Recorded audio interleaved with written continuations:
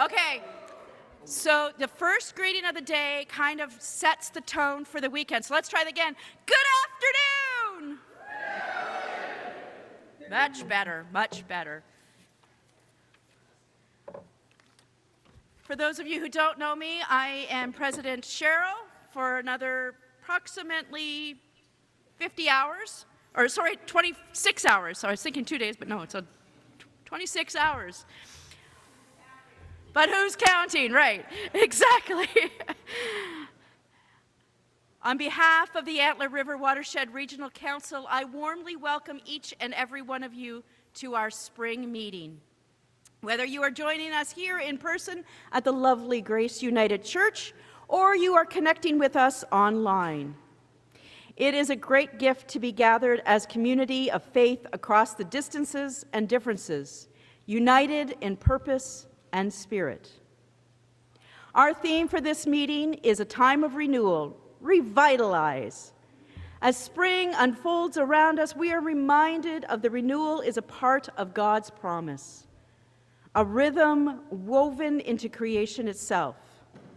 This is a time to breathe deeply, to restore our spirits, and to rediscover the energy and purpose that sustains our ministries and our shared life together.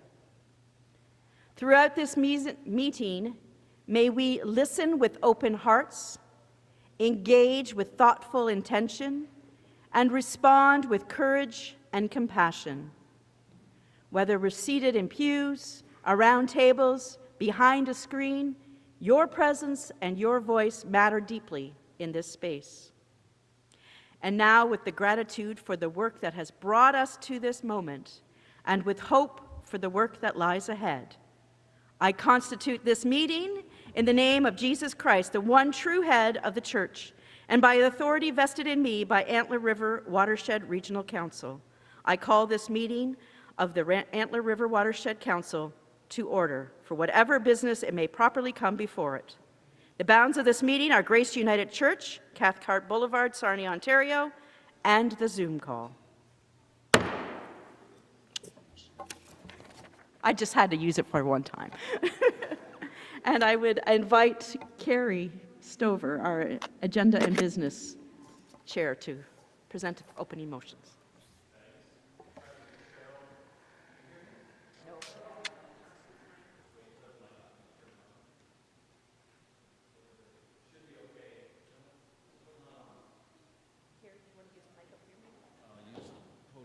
Is it still not on?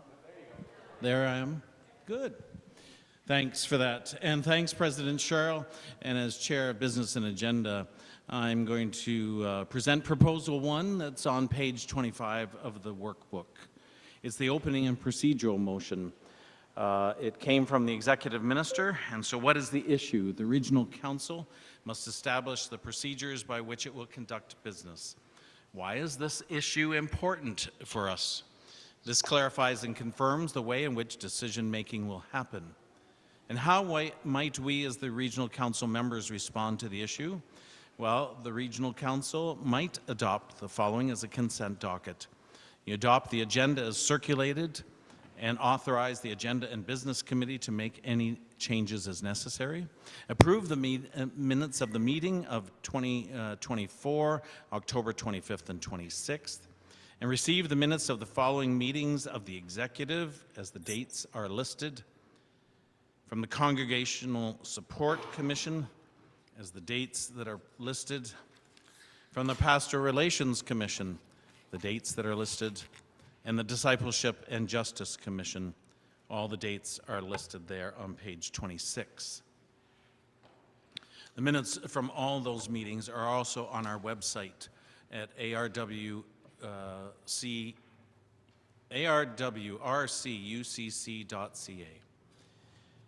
Now the point is to appoint Brad Morrison as parliamentarian. Brad, who's behind me, I think, in the orange flexi chair. Appoint myself, Carrie Stover, as Chair, Agenda and Business Committee. Name Charmaine Bailey, who is here to your left, my right, as serve as Equity and Support Team Member, and George Bozana Lozanich as well as equity support. His name is not in this. Name Melanie Name Melanie Kirkall and Pamela Wilcox as chaplains. Pamela and Melanie, would you please identify yourself in the court? Thank you. Name President Cheryl Bolton, Chair, Agenda and Business Committee Carrie Stover, Executive Minister Mark Laird, and Executive Assistant Recording Secretary Max Watkinson as Agenda and Business Committee. We'll set the bounds of the meeting as the Zoom call, those that are online, and Grace United Church at 990 Cathcart Boulevard, Sarnia, Ontario. We'll make the designated representative from any United Church ministry other than a congregation which has been invited to become a community of faith by entering into a covenant with the Regional Council. They will become a member of the Regional Council for this meeting. We make all guests corresponding members. We'll set the deadline for new business to be submitted to the Agenda and Business Committee as of 9 a.m. tomorrow morning, Saturday, May 31st, 2025. We'll adopt the following method for dealing with proposals for action by the Regional Council. Step 1, the presenter will outline what the issue is, and B, the suggested way in which the Regional Council might respond to the issue. Step 2, the President will inquire if there are any questions for clarification. Please note this is for clarification only. Then Step 3 is the President will then ask if there are any changes or additions being suggested for the proposal using the warm and cool signals, and the Regional Council will seek to come closer to an agreement on how to respond to the issue. And Step 4, there is a significant agreement. Once there is significant agreement, the President will invite the presenter to move the motion, at which point the Regional Council enters the formal debate process. Is there anything that needs to be lifted from this? Seeing none, I will move for a Anything motion. need to be lifted online I so here? move. Carrie Stover has moved. Oh, and, okay, and our Executive Minister, Mark, has seconded. Is there any discussion? Seeing none, I will, should ask, is there any online discussion?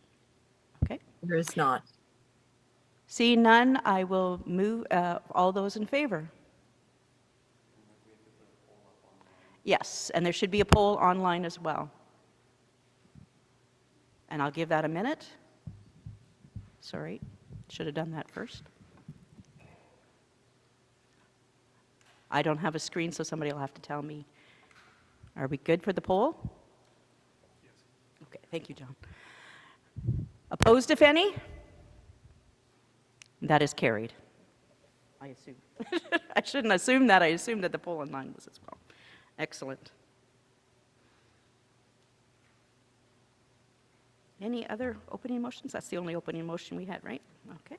Thank you, folks online, Yes. for voting. Yes, so it's on my list. It's on my list. At this time, I am going to invite Kenji Marui. Where's Reverend Dr. Kenji Marui to give us some housekeeping and welcome us to Grace.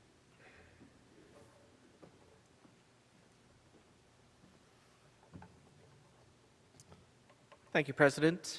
On behalf of the community of faith that is Grace United Church, we are delighted to welcome you to this space where we worship and where we when we pursue our call to be an inclusive intergenerational community partner here in North Sarnia. While you are here, just a few housekeeping items to draw to your attention. The nearest washroom to you is on the other side of those walls there. So you access that at the angled hallway by the door to the parking lot. Speaking of parking, there should be plenty of parking in that main parking lot, but there is street parking on Cathcart Boulevard if that is something that you might have to resort to. The Wi-Fi password for our account is love and faith.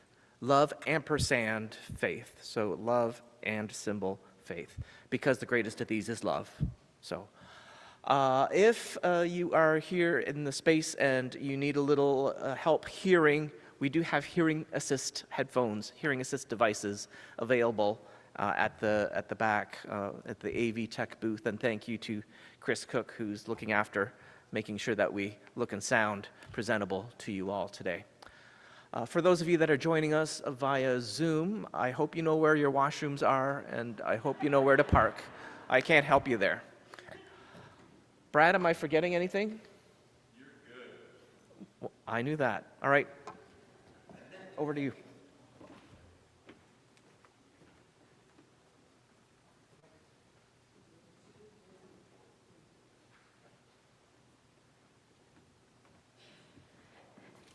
Also, I would invite you during our breaks to go to room 4, where our display tables are set up, and talk to the folks there, and you'll learn some interesting things about our region and some things that are going on. And that, yes, that is straight down the hall. I can see down to the hall there right from here. So if you want a view from up here, I'm more than happy to share. At this time, I would like to take the opportunity to introduce to you some of our staff and our leadership. Well, you've met the leadership team for this weekend, our chaplains and our equity support. And I would also mention that our general council rep, who's not here today but will be tomorrow, will be Japheth Nalavu, sorry. And I believe there is a video to introduce our staff. And if our staff members, as you're introduced, maybe you want to stand up and say hello. Give a little wave.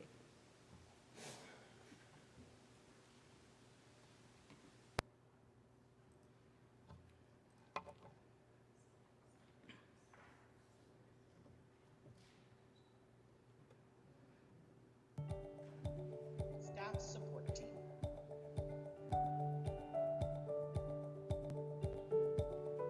Regional council staff.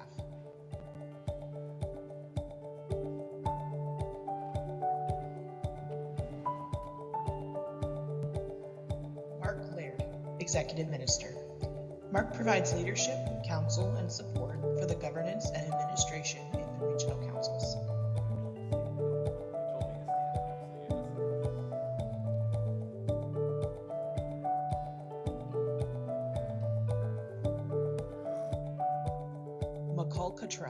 Minister, Pastoral Relations. McCall provides staff support for the work of the Pastoral Relations Commission, including support for ministers and communities of faith in search, support for ministry and personnel committees, support for a new pastoral relationship with the United Fresh Start program, appointments of ministers for short-term needs.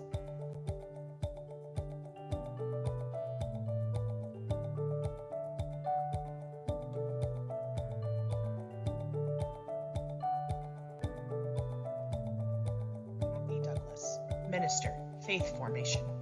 Kathy works with children, youth, and young adults, supporting them in various programs and faith-forming events.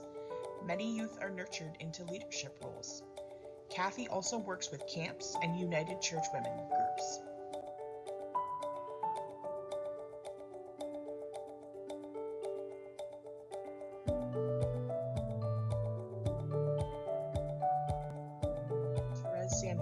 Minister, Right Relations and Social Justice.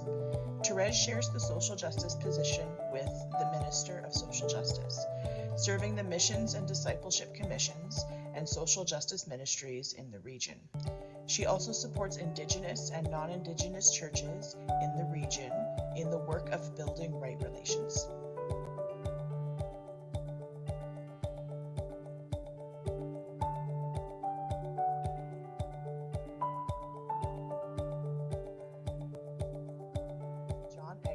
Minister, Social Justice. John encourages and connects communities of faith in their work and promotes social justice ministries.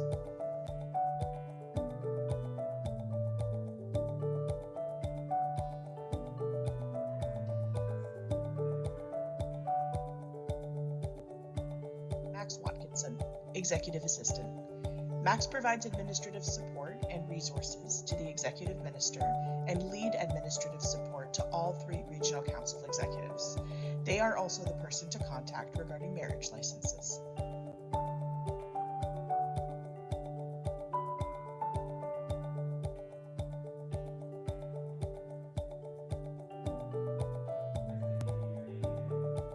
Krista Ford, Administrative Assistant, Finance and Office Site Management. Krista works with various members of the finance team to process bills, travel claims, and documents for payment. She is also the on-site office manager to the building at Carlisle and provides resources to the Discipleship and Justice Commission.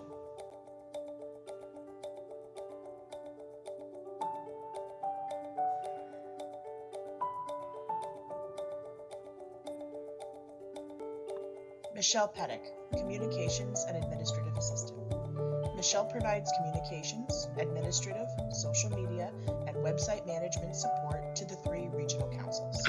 She also provides support to the Pastoral Relations Commission. General Council staff deployed to the region.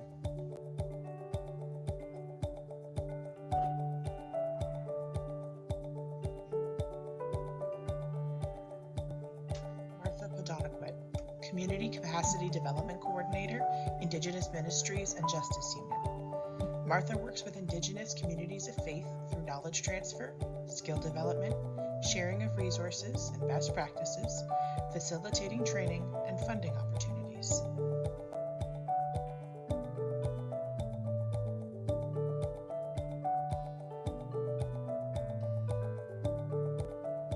Tim Hackborn, Indigenous Vocational Minister. Tim's work supports the candidacy pathway and the oversight and discipline of ministry personnel for the Indigenous Church across Canada.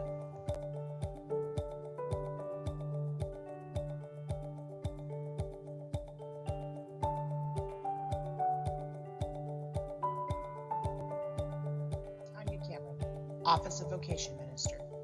Tanya supports the processes for discernment and training of ministry personnel, their readiness for accreditation, continuing education standards, and oversight and discipline of ministry personnel.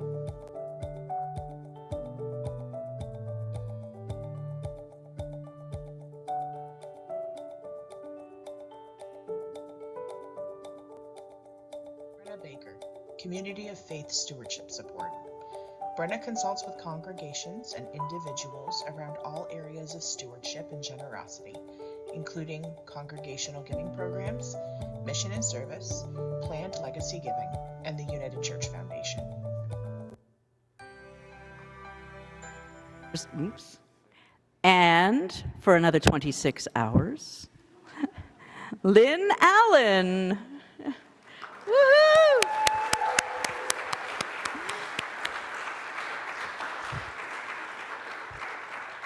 I'm sure I'm not the only one counting the hours, Lynn.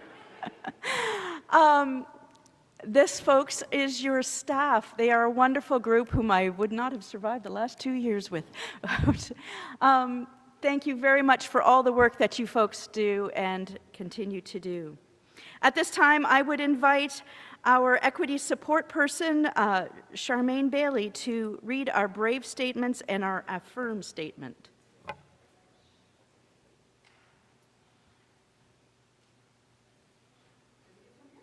It might be easier for folks to see you from, all right. Yeah. Yeah, there should be some slides, yeah.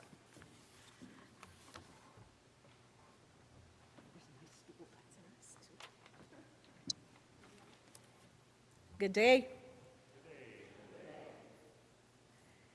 Our brave statement today. Our brave statement confirms our commitment to community safety. We strive in this time of co-learning to be brave by being accountable for the impact of both our words and our silence, R, reflecting on and naming our own biases, A, actively listening, V, vocalizing questions that My meeting's already arise from our started. learning. And E, encountering new ideas with curiosity and wonder.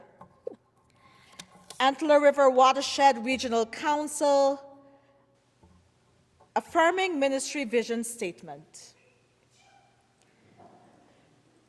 Bless you. Safety, sanctuary, and unconditional love. Striving to be faithful followers of Jesus in our time and place, Antler River Watershed Regional Council will continue to remove barriers to participation in the life and work of the Regional Council and society, committing ourselves to be open to the Spirit. By resisting all forms of oppression, we welcome and celebrate people of any sexual orientation and gender identity, and all others who are marginalized. By continuing to remove barriers to participation in the life and work of Antler River Watershed, Western Ontario Waterways, and Horseshoe Falls Regional Councils. By continuing to remove barriers to participation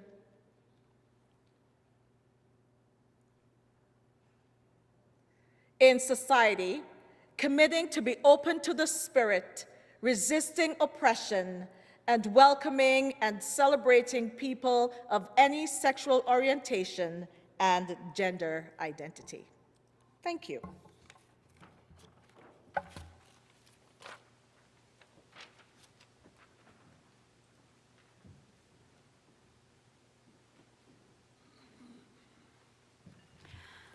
At this time, both online and here in person, if you are new to our community, would you please come to the mic at the front here, and we'll give a time for the folks online as well. Introduce yourself and what community of faith you are from, so that we may properly get to know you.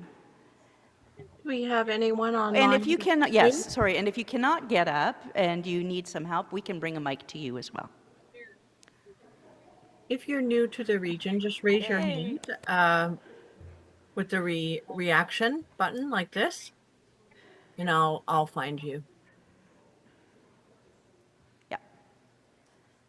Hi, Deb. Yep, go ahead. No one told me I'd have to do this. I'm Reverend Joy Cowan, and I've just been in this region for 1 year, so I'm still new-ish. This is my first regional council meeting with all of you. So I'm from Trinity United in Ingersoll. Welcome.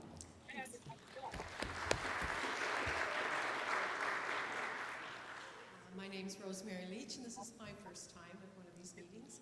And I'm from Dunwich United Church in Dutton, under Larry Snyder, who's a wonderful minister. Welcome. Good afternoon, everyone.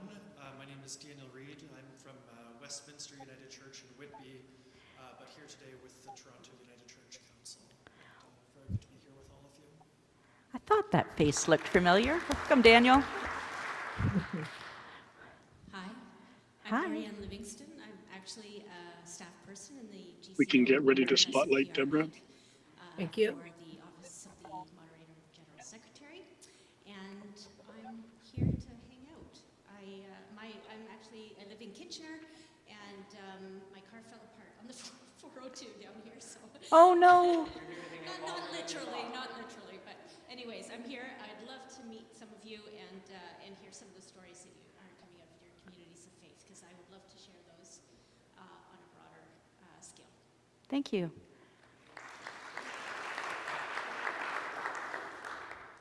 I'm Karen Batter, and I am from Thamesville United Church, and I've gone there all my life. I won't tell you how many years. You look good. 29, right? Yeah, 25. Henry, where are you? Regional, like, what do they do? There's at the Henry. meetings? Okay. So I was Thanks, invited to Henry. come as a guest, and, Nice to see you. Nice talking to you this morning. some I recognize names and faces on the website, but I've never met you in person. So I'm happy to be here, and thank you for having me. Thank you and welcome.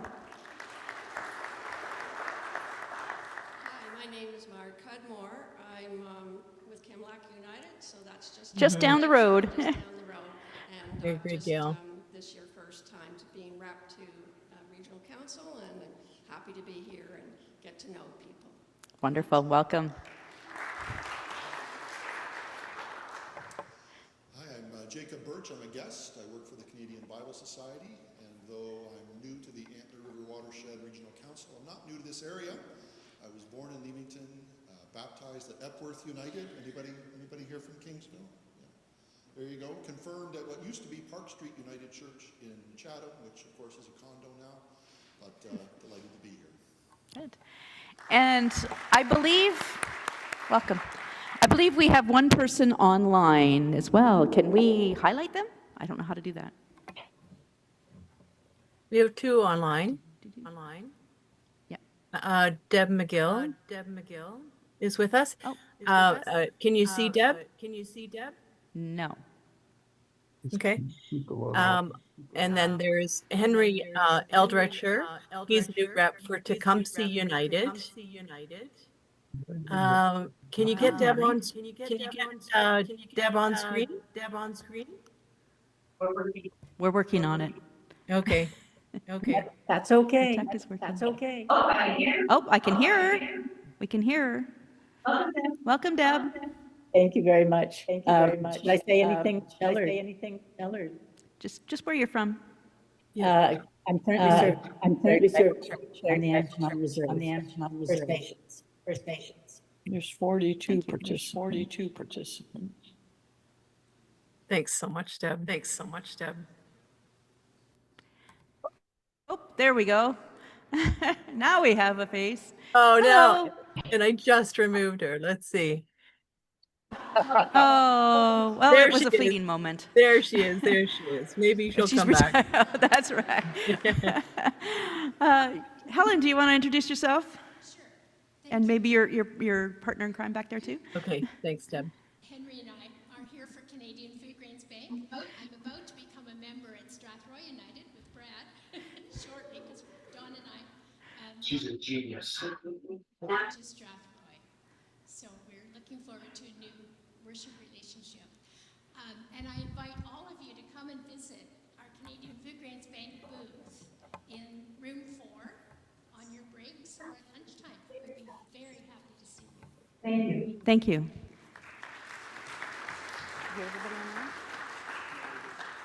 Okay.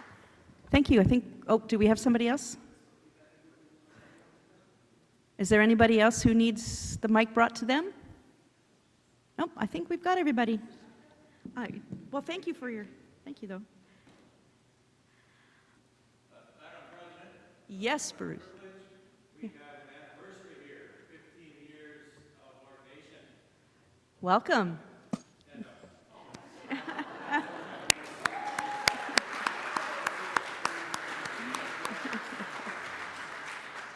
Welcome.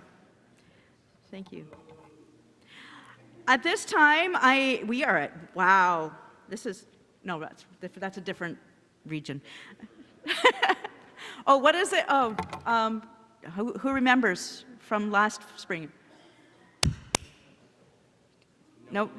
No one remembers. Oh, man. We did it last spring. I was hoping you guys would remember, but that's okay. Okay, they're trying to forget. Okay, I guess it didn't go over very well. Anyways, at this time, I'm going to turn things over to our worship team, who is Mark Smith, our wonderful musician, who is actually in-house. This worked out really well for him. And Greg, go for it.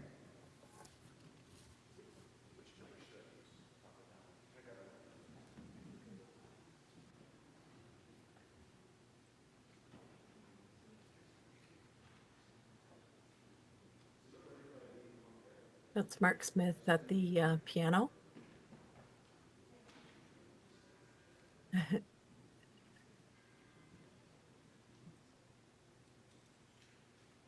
want to start by welcome everybody. That was Greg Simpson before the mic went out.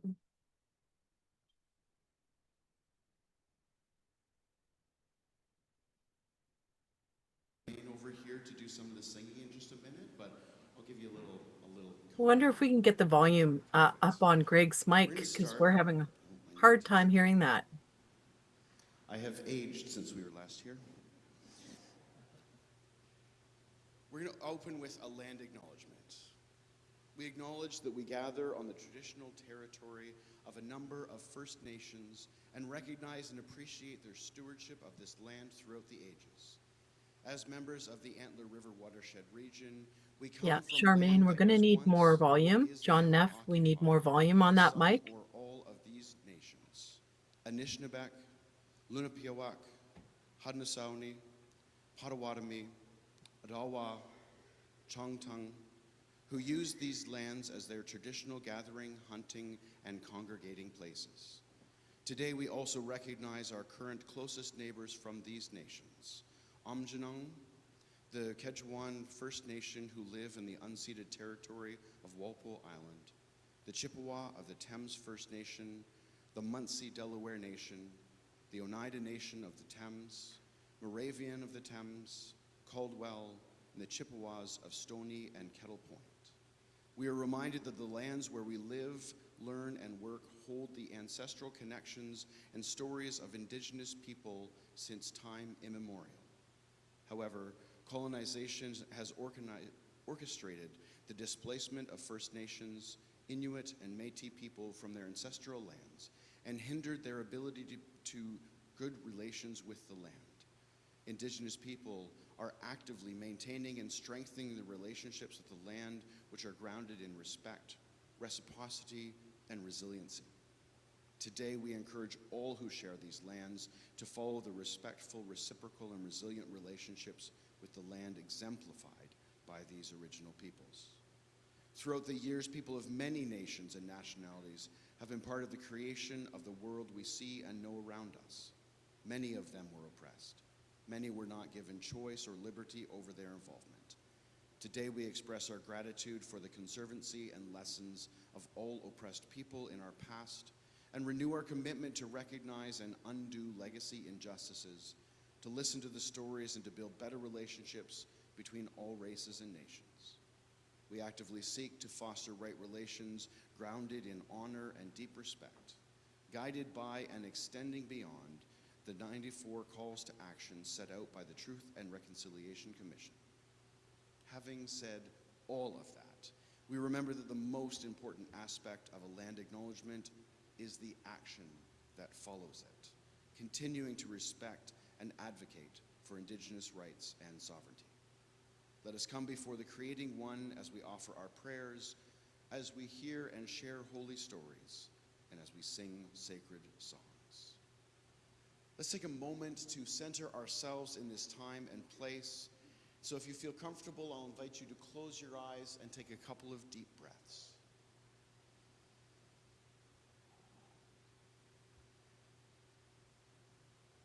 In this sacred time, in this sacred space, we leave behind the hurry of our minds and step into the breath of the Spirit.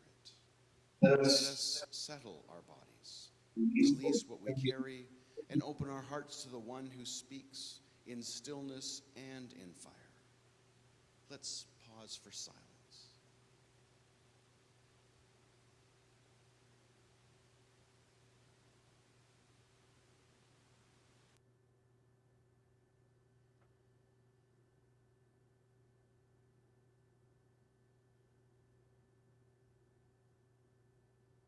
Come, holy breath, revive what has gone dry.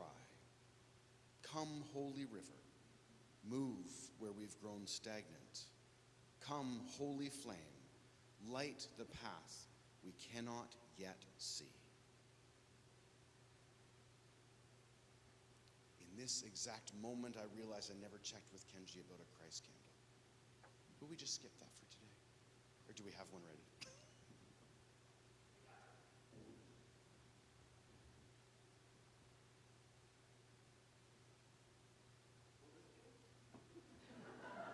Did you have a bigger one?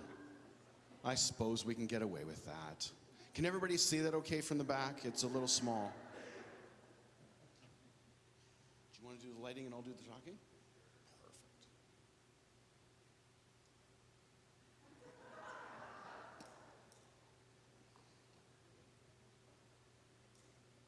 We light this candle to remember that the light of Christ is not something we carry in our own strength. It meets us. It finds us. It burns even when we forget how to connect and how to pray. This is the light that renews the weary and calls us again to life. Thank you, sir. Our call to worship is responsive, and so hopefully we can get that up on the screen here. Those of you who are joining us from home, you might think we can't hear you because you're way out there somewhere, but that's not true. We can feel you and we can hear you. So my invitation is that you follow along with the words at home as well. Wonder if we have some words on the screen. There they are. Come all who thirst for renewal. We come dry and longing, seeking living water. Come all who carry weariness in body or soul. We come trusting that rest and breath are holy. Come all who hunger for justice, joy, and fire. We come ready to be changed, ready to be sent. This is a time of renewal. This is sacred ground. Let us worship the one who makes all things new. We're going to sing together River. This is definitely the sort of song that you need to stand if that's your want and get right into it. Charmaine, do you want to come over and join us, please?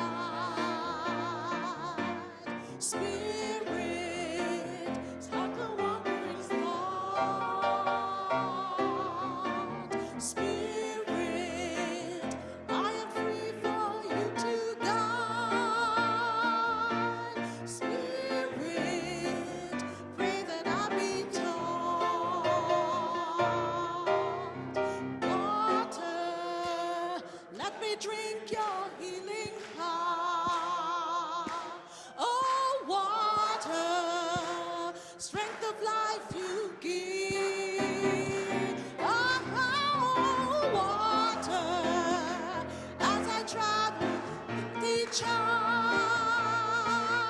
Oh, water, let my body live. River, flowing down where you ran before. Oh, river, so to clear of you. Oh, oh, oh, river, as I walk your rocky shore. River, river, river, see my journey through.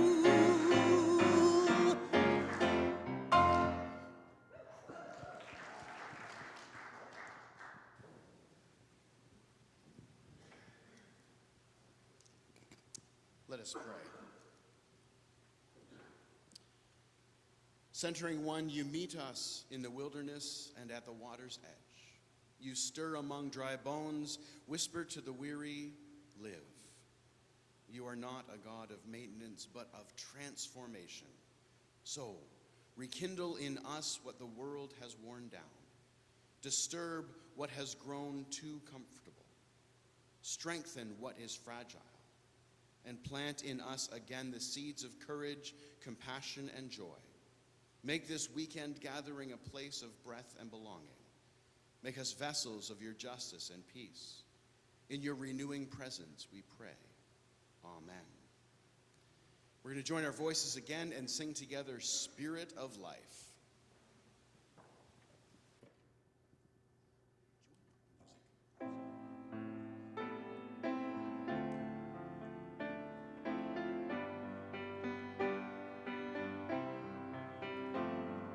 Spirit of life, come unto me.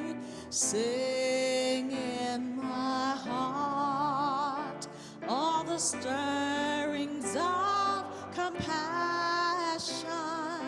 Blow in the wind, rise in the sea, move in the hand, giving life the shape of justice. Blow toward me close, wings set me free.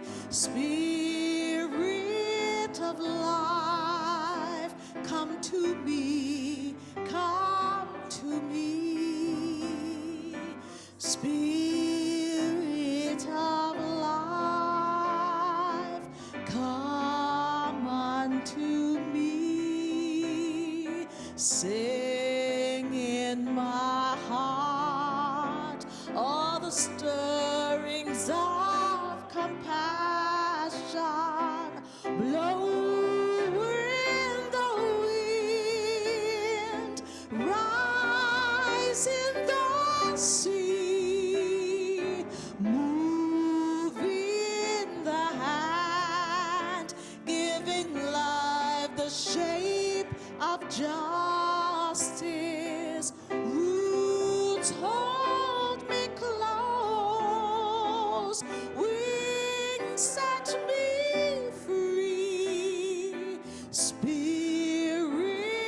of life, come to me, come to me.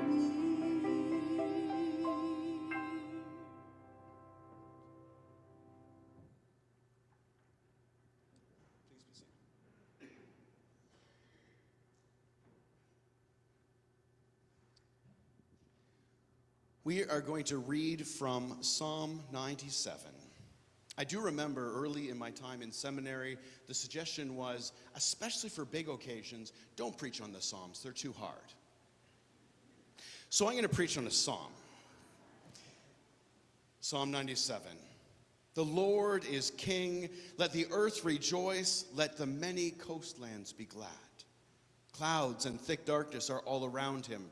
Righteousness and justice are the foundation of his throne. Fire goes before him and consumes his adversaries on every side. His lightnings light up the world. The earth sees and trembles. The mountains melt like wax before the Lord of all the earth. The heavens proclaim his righteousness, and all the peoples behold his glory. All the worshippers of images are put to shame. Those who make their boast in worthless idols, all gods bow down before him. Zion hears and is glad, and the towns of Judah rejoice, because of your judgments, O God. For you, O Lord, are most high over all the earth. You are exalted far above all gods. The Lord loves those who hate evil. He guards the lives of his faithful. He rescues them from the hand of the wicked. Light dawns for the righteous, and joy for the upright in heart. Rejoice in the Lord, O you righteousness, and give thanks to his holy name. Rejoice in the Lord, O you righteous, and give thanks in his holy name. Are many of you fans of history, especially like local history? Show of hands. Few. All right. So I'm going to get way off into the weeds, and if I'm wrong, just shout it out, okay? When I went through elementary and high school, I hated history, which worked well because my mom did too, so we were on the same page. It was all good. And then I kind of got into this calling and profession and realized, oh, there's a lot of history here. And then it turns out I only hated the history that didn't matter to me. But when it has meaning and when it's local and when it has something that touches me, okay, I think I turned something, sorry. I want to talk for a minute about a little town that if you live near where I live, you've heard of, and if you live anywhere else in southwestern Ontario, you have not heard of Don Mills, because it barely exists. There's a road, I know there's a few, I know, because I mean, some of you have probably preached there, well, maybe not, but there's a road still called Don Mills Road, and if you head up that road, you get to a little spot where as you look down the creek one way and another, you realize, oh, there was probably people here one time. And there were. And there was a thriving little place. And it was called Don Mills, and it was named after some of the mills that were there. And then in about 1860, when the railroad went through, it went through a different spot. It's happened all over southwestern Ontario. You can probably name a few others. Wanstead would be another example. There are other places around here that because of where the railroad went through, then the world moved. So I want to tell a story about a front lawn in Don Mills. Because there's a lady who cared deeply for her front lawn, and she really cared about some of the gardens, and she wanted it to be something that felt right and from home. So she worked hard to cultivate her bracken fern. Now, you don't really have to work hard. Bracken fern will grow pretty much anywhere. But she loved her ferns. Well, then the whole thing about 1860, and she had to actually move because the town closed. And you can still see in some places where there are foundations, there are the leftovers of buildings, but most what you can find is the foundation plantings, the little shrubs that are now giant trees and probably dying off because of the years. Then there is this little bracken fern that as those shrubs grew into giant trees, it was no longer nearly as much light as she needed. And so she worked really hard and she put out all the spores she could, and they floated a little further away, and then they took over there. And then those, of course, got overgrown because as years happened and the whole of nature took over what used to be Don Mills, it actually thrived in the ways that nature does when humans are not messing about as much. But those ferns had to keep kind of scooching over a little bit because there'd be bigger trees that were shading things out and scooching over. The beautiful thing is that as those spores traveled to a new place, they were still of the same nature as that beautiful fern that had been so dearly cared for and tended for. This is the nature of how change works. Those of you who are carefully understanding what's going on in the church might already see through my illustration. It's not really hidden in this case. We are in a time and a place of change. And some of that change is bloody difficult. The reality is that as the generations change and those spores move on, the heartache part is that beautiful fern did die. But what she had done led to the growth of bracken fern that if you go to Don Mills now, you find them everywhere. And that is a piece of what I think I want us to step into. Now, then you're thinking, but Greg, you just read from this psalm. There's one line in there that just caught me this time in a way that I haven't read it before. Show of hands, when you open the Bible today, do you not find something you're like, I've read this 57 times and why did I not see that word, right? And the part that caught me this time was, God melts mountains. Clearly some hyperbole here. Clearly this is big language for this beautiful piece of poetry. And that big language is important because we do worship the God who melts mountains and is still present. We worship the God who is deeply involved in the catastrophic upheaval and change and is still present. We worship the God who is living alongside the churches who, much like the ferns, are finding new places to find life, where the old place has become overgrown in a way where it's hard to do the thing they used to do. And God is still present. I think sometimes we get so sucked into God in the stillness that we forget about the God that melts mountains and is still present. We're only a few days away from Pentecost, where God is moving in flame and fire and, honestly, terror. I would have been terrified to be present for that first Pentecost. This wasn't clean, it wasn't planned. There was no order of agenda. There were people with fire on their heads. And God was still present. Friends, we gather today to do the beautiful and sometimes difficult and slightly terrifying work of stepping through who we are as a church today and who we imagine we will be in the future, and God is present with us. So I'm going to invite us, as we lean on the words revitalize and renew, this takes sometimes melted mountains. It takes sometimes overgrowth that makes it impossible to grow here, because it turns out that that's where we need to grow. I don't want us for one moment to ignore the fact that there is grief in this. I don't want us to smooth over the fact that change is difficult and change hurts, and that lovely, well-manicured fern did die. But I want us to also hold those two beautiful things: life and death, and God is still present. Mountains melting, and God is still present. The United Church of Canada changing organizational structures, and God is still present. Churches still trying to recover from COVID, or not recovering, and God is still present. As we meet through the weekends, God is present in this space, online, in our friends here, in the healthy conversations that are friendly and the difficult conversations that hurt. And God is present.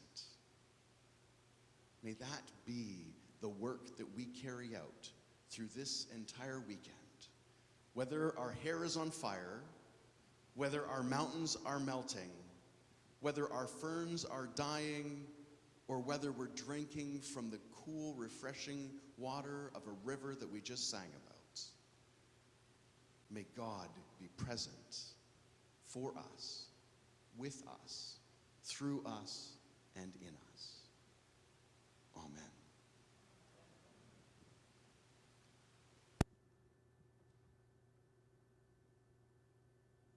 I think we got another song. Oh, we do. Let's stand and sing together, "You Are Holy."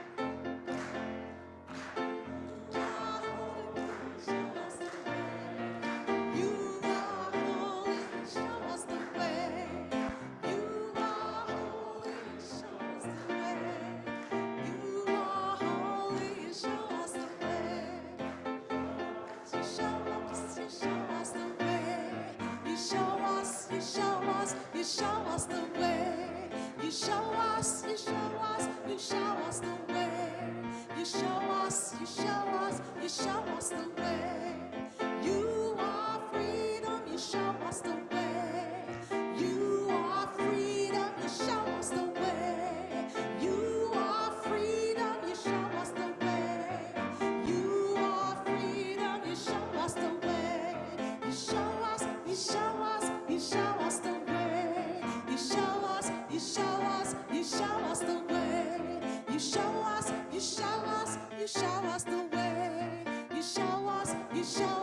you show us the way. You are justice, you show us the way. You are justice, you show us the way. You are. You show us the way. You show us, you show us, you show us the way. You show us the way. You show us, you show us, you show us the way.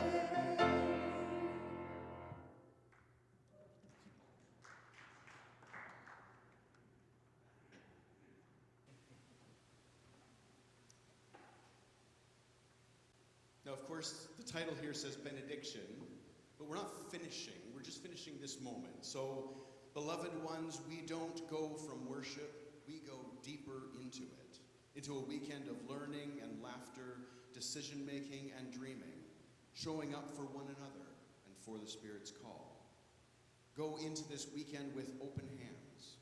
Go into this weekend with steady hearts. Go where the light still touches and the roots of grace run deep. For this, my friends, is holy ground. Amen. We're going to sing one more time just to wrap this up, wherever you may go.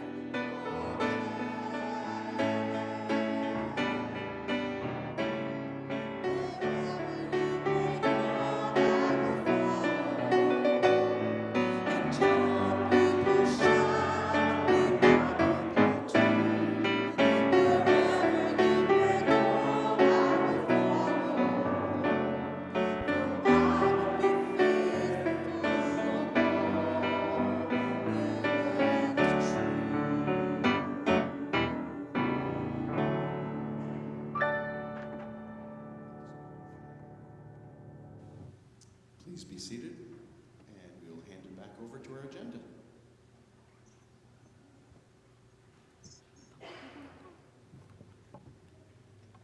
Thank you to our worship team. It is wonderful. It's like starting a new day, every day with worship, and when we start a meeting with worship, it just, well, it's the right foot to step out on, isn't it? I want to talk at this moment about something very important. I want to introduce you first to some very important people. I want to introduce you to the Regional Executive Committee. It's a small team that helps guide and support the work of the Antler River Watershed Regional Council between our full meetings. They make sure things keep running. They make decisions that need to be made, and they hold us in their care, staying true to our calling as a church. And so the committee members don't know this right now, but I'm going to embarrass them and make them stand if they are present. Our president-elect, Richard Auckland.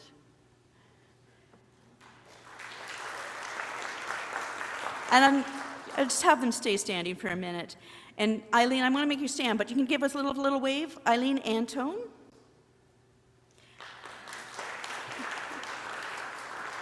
Louise Hall, who has been instrumental to getting things going this weekend. Linda Badkey. Thank you. Greg Simpson. And I think joining us online is Jane Van Patter. Diane Skomish. Doug Cameron. I didn't see him here yet. Carleen Brown-Palmer, Kai Brown-Palmer, sorry. And Sandra Stock. Those are our volunteer volunteer regional executive, and they keep us running all year round. So thank you very much to my fellow executive members. But folks, there's a problem. 2 of our members are retiring as of tomorrow, technically, I guess. And that's Diane Skomish and Carleen are retiring. And next year, our very, very, very wonderful treasurer, Doug Cameron, retires. And we don't have enough people to fill the positions. Now, the executive, well, they'll be okay. We still have enough people on that to function, on that committee to function with our 2 members gone. But the treasurer, we can't function without a treasurer. We need somebody to fill that position in the next year. We really need your help. And it's not just a problem with the executive, it's an even bigger problem on our commission. With the folks who are coming off the commissions this year, which we will hear from in a few minutes, some of them may not have enough members to function. And we need you. Even if you are not here present today, if you know somebody who might have the skills and abilities to fill positions, we need you. We need to be a functioning body, to do the work of God, to do the work of the church. We're not looking for perfect people. We're looking for folks who care. People who have a heart for the church, a sense of how we can move forward together, and a willingness to be a part of that team, to do behind-the-scenes work. Maybe that's you, and maybe it's someone you know. Either way, I'm asking you to do 3 things. Pray about it. Pray who might be called to a position. Talk to someone that you think might be a good fit. And if you feel the nudge of the Holy Spirit, reach out. Do you know that we have a team that does that? There's a spot on our website for the recruitment team. Right now, the recruitment team consists of 2 people, and one of them is me. So even if if you're not interested in the other commissions that you're going to hear about in a minute, maybe you want to help out on. Maybe you're good at reaching out and asking people to do things, finding the right gifts, praying for somebody to bring their gifts forward to us. If so, there's paperwork on there is a button on that team on the website as well. The recruitment team would love to hear from any of you. We can answer questions, offer support, and walk alongside you in the process. I'm not going anywhere from that job tomorrow. I'll still be here. Ask me a question. When you see me at lunch, ask me about a team. I would love to have you join us. Let's build a team that reflects the best of who we are and where God is calling us and what He wants us to do. Where that voice, that still small voice, is calling. Let us answer that team together. At this time, I'm going to invite our chairs of the commission to come forward and speak a little bit about their commission and what their needs are, what your gifts might be that you need. Greg, where did he go? I didn't give you much of a time to sit down, did I? Sorry.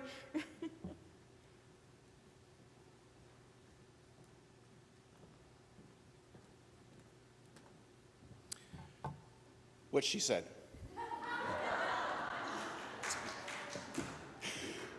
Congregational Support Commission is quite a wonderfully diverse group of humans who care deeply for churches that are going through transition, whatever that might look like. We are the group that walk alongside churches that are exploring new things or watching things as they end. That's who we are. It is beautiful and sometimes grief-filled and very caring pastoral work. Not only are we losing a couple of members, but we are losing our staff support. So the next little bit will be a fairly interesting time for the chair, who gets like all the emails. Whew. But it would be marvelous, marvelous, marvelous to have a few additional people. We also try to be a little bit geographical. It really, really helps if we got somebody who knows a little bit about the community, and we are a little bit lacking in the furthest west and the furthest east of our chunks of the, so Lynn's kind of out on the east, and we've kind of counted on her to be our eastern correspondent. So if you are like Windsor-Essex, that sort of area, or if you are Woodstock, Ingersoll, those sorts of areas, if you'd like to learn more about what the Congregational Support Commission does, I would be so happy to share with you. It is truly a beautiful work. There are, honestly, I can say this because I'm the chair, which means I'm the cheerleader, not the decision maker. And there are some of the smartest humans around that table. They're truly spectacular, not me. I'm just the mouth. But it is a beautiful place to be, and it would be great to have some folks. Now, if you are right central in the region, we want you to, but specifically, it would be awesome if we had some folks kind of geographically on the east and the west. Is that kind of what you were hoping for? Oh no, I didn't bring up a list. If you are in the room and you are on the Congregational Support Commission, I'm not going to just, I just don't want to offend and forget somebody. Perfect. So we are, the team of us are, well, myself, I'm the chair, and then we've got Herb, is Herb in the room? Herb DeJong? No. Judith Fader. No, I don't think she's here. Adam, we did see, Adam was here. Where'd he go? He ran away. Adam, I know exactly. Adam Kilner is also, now he is actually just ending his term, so unfortunately we're going to not have his wisdom around the table. Mark Perry is also a member of us. I don't see Mark here. Mark's often online. And I think we're hitting the end of Mark's term as well. Jim Sterling. I don't see Jim here. Kerry Wagner. Where is it? There he is. Absolutely. Yay, Kerry! And then Dave Whiting as well, and Dave's here too. It would not hurt at all if, as Lynn is leaving, if we had some female representation. So specifically, I will say it this way, if you are not an old white man, because we're pretty much all, other than Adam, it would be really awesome to have some diversity in that group, and we're kind of losing Lynn's voice in that way. So, East, West, and diverse. How's that sound? Get in touch with me. You literally need one person or you can't function. Well, I know. Quorum is a thing.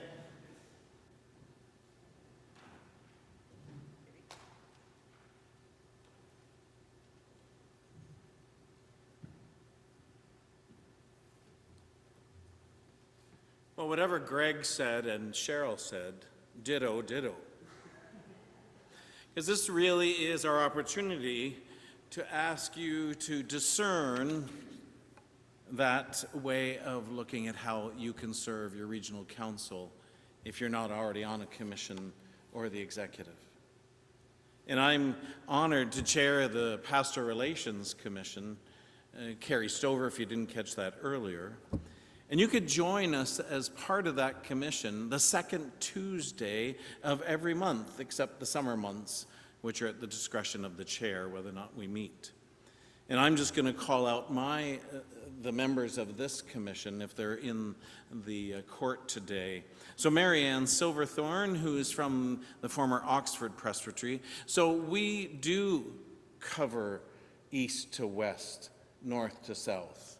However, we would like a few more people to join us because some of the members of this commission have been on the commission since before we came into the regional council setup. And we've got special permission that they will carry on their work, but it will end, and we need new commission members.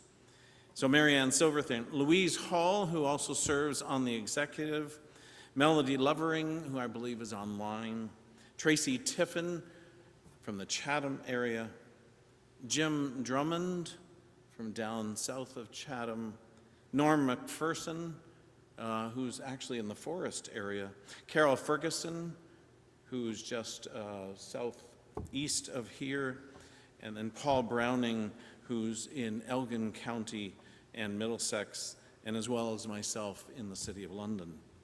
I think that's all I've covered. And we have great support from our pastoral relations minister, McCall Cottrell, who you've already met, and Michelle Paddock, who is online. They're great resources and bring all sorts of current issues with pastoral relations to us. But I really want to share some of the excitement, the real excitement that we have in pastoral relations.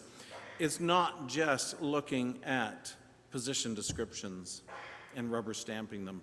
There's a number of them that we do send back for revision to make sure that they comply with the United Church of Canada manual requirements. We also do not just look at calls. Sometimes we discuss them. And so that's part of the excitement as well. Now, do I sound excited about it? Well, I've had a long couple of weeks of various activities in ministry. But that doesn't get in the way of what we do in the commission. Because it is, as we sung today, the spirit of life when we come together. If I had known the titles of all these hymns that we sang today, I would have incorporated them into my presentation, because they all ring true for all of our commissions, where the spirit of life that each commission member brings to the work that is before us. And the excitement of the Pastoral Relations Commission, we are there when you have congregational meetings, when you call a new clergy person. We're there when you have to perhaps say goodbye to a clergy person as well. And one of the things that we are so pleased with is the work of our Licensed Lay Worship Leader Liaison Committee. The licensed lay worship leaders, of course, have their training, and then they come for basically not an accreditation, but oversight. And so there's a committee made up to look at that. And then there's a list of licensed lay worship leaders that you all have access to on our Antler River Watershed Regional Council website, where you can look up pulpit supply resources for who might be available from the west to the east, from the north of our region to the lake. And so we hope you avail yourself of that as well. And I'd like to thank Mary Ann Silverthorne and Jim Drummond from our commission for resourcing the licensed lay worship leaders and their committee that looks after that. We also are deeply involved in many other things, in your questions about pastoral relations as well. And so McCall takes many of those and answers many of those emails and phone calls, and then we respond as well when he brings those to us. And so there's many, many things that we talk about and we go through each month, but they all are about the life of the United Church in our region and clergy and your pastoral relations needs of each community of faith. And although the majority of changes come in pastoral relationship and those position descriptions that we love to look at and go over, you know, those all come out of the Living Faith story that the Congregational Support Commission has reviewed. And then from that work, we work together to make sure that the search committees, we make sure that there's a liaison for each search committee that's out there today. And we even need more liaisons to help us with the work, because many people have decided that this is no longer their work. They've served, in some cases, for more than 20 years as a liaison, serving many search committees in their area. So again, I ask you to discern whether or not that is the sort of work that you would like to do for your regional council. Now, most of this is probably not new to many of you, as I try to capture some of the work of the Pastoral Relations Commission. It is rewarding. That's why I got involved. It is humbling, and I'm honored to serve. And if anything that I've said here piques your interest, anything at all, although I didn't invite you to coffee or anything like that, but if anything I've said does pique your interest, I ask you to discern and submit an expression of interest. The form is up on the Antler River Watershed Regional Council website. I do thank you for your attention and for celebrating with many of us when we come to celebrate in the new covenantal relationship by many of our clergy and the respective community of faith. Thank you very much. Richard.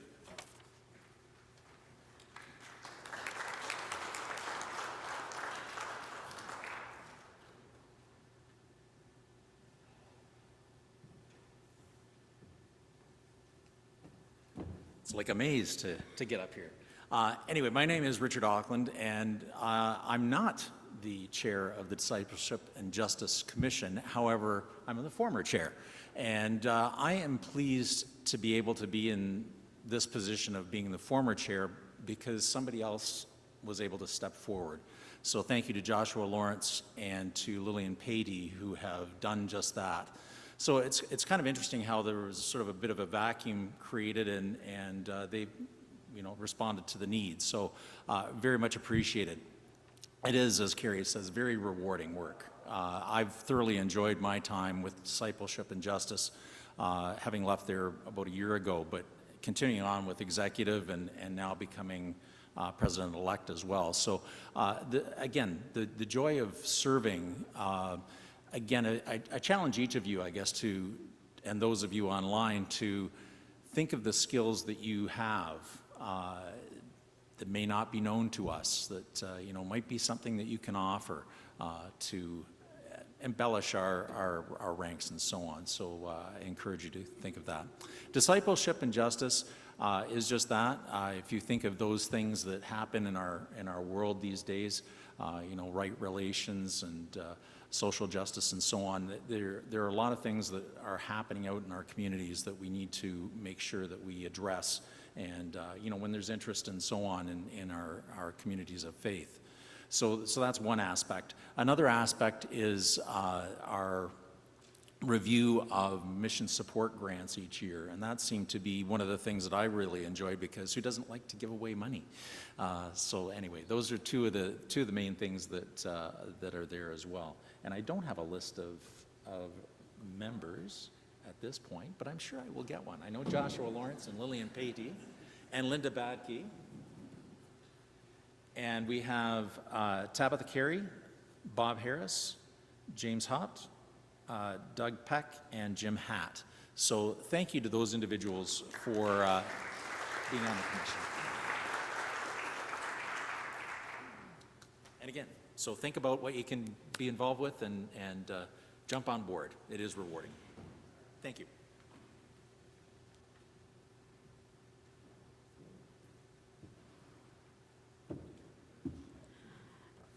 And thank you, and can we give another round of applause for all of our commissions and our executive and all the work that they do.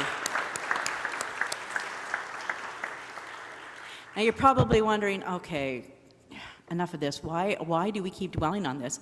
The reason I'm dwelling on this is because since we met in October, we have not had one single person come forward. That's kind of disheartening when you're doing the work. So please consider your gifts. If maybe it's not even you or somebody online, maybe it's somebody you know that is looking for something more in their spiritual journey. This is a great place for them to be. And for this weekend only, Executive Minister Mark has told me he has a special offer for you. You don't even need to go online and fill out that form. You can speak to him in person and skip that paperwork. But do it before 9 a.m. tomorrow morning. Oh, yeah. Which were wonderfully provided by Louise Hall.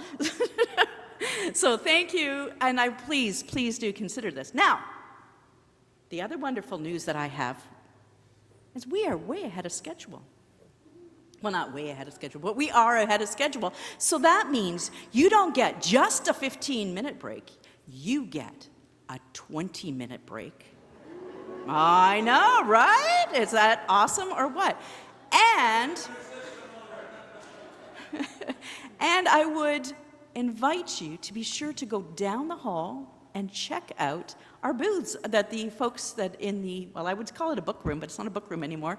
What are we calling it this weekend? Anyway, check out our visitors that are here with different displays, our display tables, and enjoy some coffee brought to you today by, which church are, Louise? Today's coffee break is provided by St. Luke's, right? In a few minutes.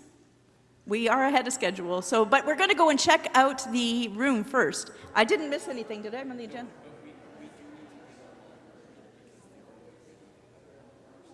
Right.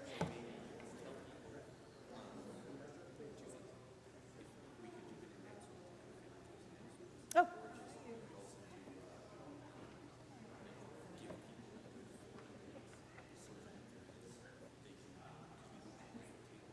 Right.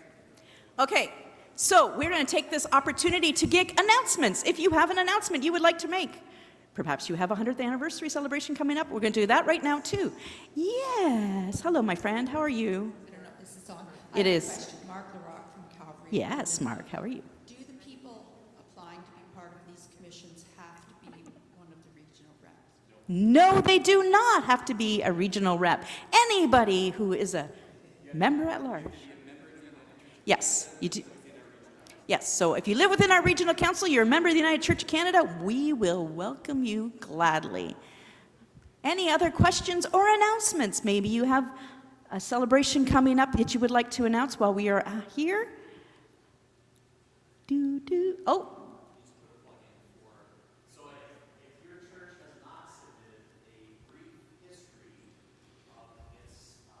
So Richard, I'm going to ask you to use a mic because the folks online will not be able to hear you.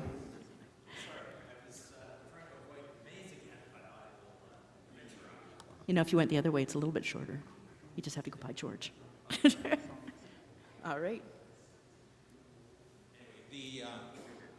So in about January, we came up with the idea of putting together a brief history of all the different churches from Antler River or communities of faith within Antler River, which includes camps and so on. So I've got a one-page approximately, give or take, summary of the history of a church, plus a couple of pictures, one of people and one of the building itself, and then a trivia question as well, or two. And it is in second draft form, so if your church has not put one together, feel free to do so and send it to me, and that will be in the newsletter again in the coming weeks. And Michelle Pettick, you can look forward to that from me. Thank you. If anybody has questions, by all means ask me.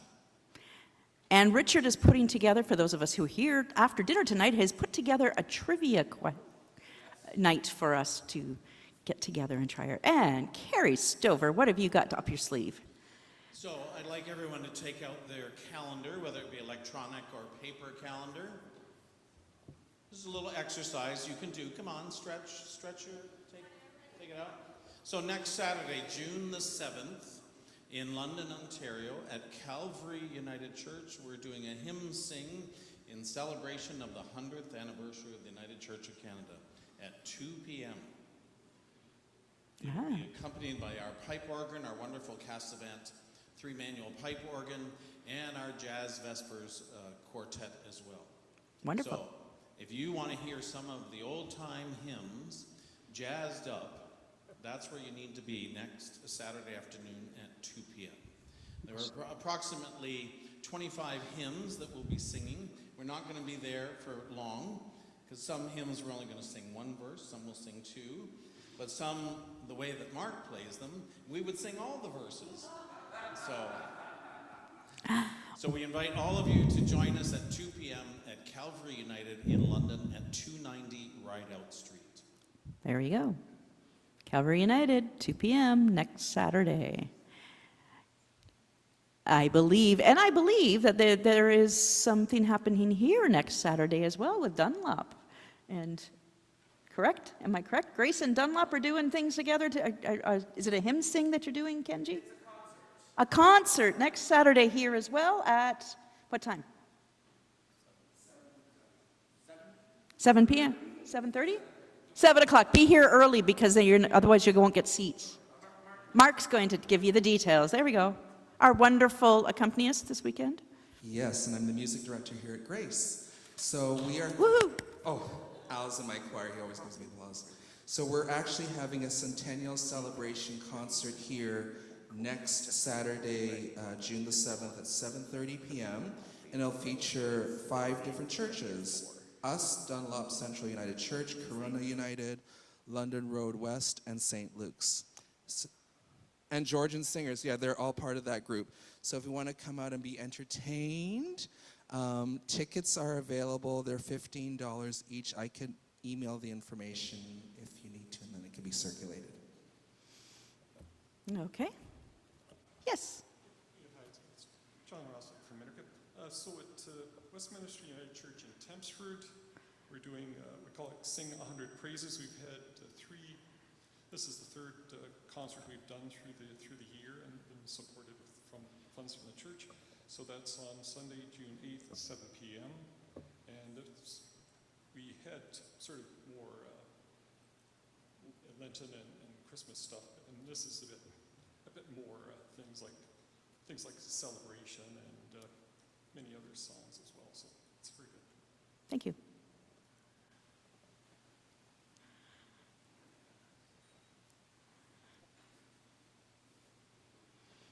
And Central United Church on Sunday at 5, Central United in St. Thomas is the band cluster service. At 5 p.m. music, 5:30 the service is starting. If you're, and a potluck at 4. A potluck at 4. So everybody's invited to that as well. I was just about to do that as minister of one of the participating. It's a meeting from like St. Tom, all the 4 churches in St. Thomas, as well as a number of outlying churches. We have a joint choir coming together. We're going to have a big potluck. We're going to have a great afternoon and evening, and we will actually be getting the live stream from St. John's in to hear the actual sermon portion of the national service. So St. Thomas is another option. Just saying. Yes? Hi, I'm Ginny from Dundas Street United Church in Woodstock. Our UCW is putting on a strawberry social on June 10th at 2 o'clock. So call and get your spot. Sounds yummy. All right. Any other announcements? Any online? Oh, okay. Ooh, oh! Take your time. I could have brought a mic to you. All right, I have a request. Is that all right? Yeah? So, when trying to communicate with the region, it's not so easy to find emails and information to get out to ministers and other interested parties. So, we had an event and it went really well with John Penland. However, trying to look on the internet and find information to who to send that information to is crazy. So if people would be willing to put their information down so that we had a direct link. Because I think sometimes it goes to the secretarial and maybe they just don't see if it's important or not. And some places have closed and it just bounces back. But I would like to have a better way of us keeping connected and sharing information. I know that we have the website, but you know, if we're in ministry together, I think we could have each other's emails, maybe. Yeah, we have to be careful, respect people's privacy as well, but yes, thank you. Okay, so I'm told that the coffee won't be ready until 4 o'clock, maybe a little bit before, but not much. The light has not come on yet, so the lights are not on, but some of it is drinkable. Okay, well, so right now I would invite you to go down the hall, though, and visit the facilities if you need to, and then visit the display room as well. So that is room 4, straight down this hall to a slight right, I believe.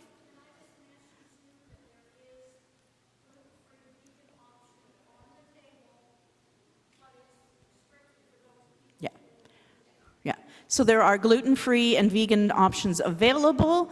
Folks online, enjoy your break as well. I hope you have what you need. Please reserve the gluten-free and vegan options for those who truly need it. Thank you. What's our John F., do you know what our return time is?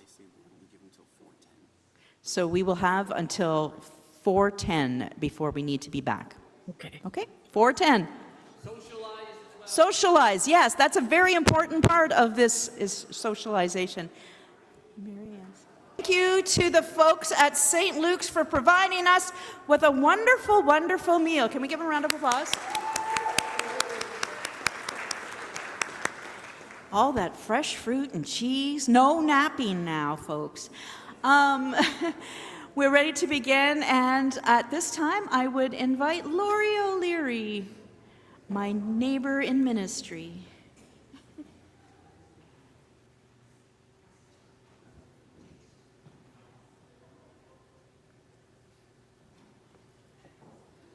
They've got a box up here, so I'm going to be taller. I don't usually speak from this level, so it's really interesting. Good afternoon, friends. My name's Lori O'Leary, and I am in ministry with Talbotville United Church. I'm also a board member for the Christian Resource Center. The Christian Resource Center is located on Ontario Road, the main street in Mitchell, Ontario, and they also have a satellite location at Siloam United Church in London, Ontario. So I want to first of all say thank you for allowing me this short period of time. I said 5 minutes, so I'm going to try to maintain that for my speaking time. So thank you for your attention. So as I said, the resource center that is in Mitchell, it services and provides support for the congregations for the Western Ontario Waterways Regional Council, and therefore the location in Siloam services and provides support to you and your congregations in Antler River Watershed Regional Council. With the changes that occurred to the church starting in 2019, the resource center sometimes has gotten lost along the way. So today I want to lift up its profile to you so that you might consider the next time you need some supplies for church or a gift for a baptism, a confirmation, wedding, you name it, that you might consider calling us.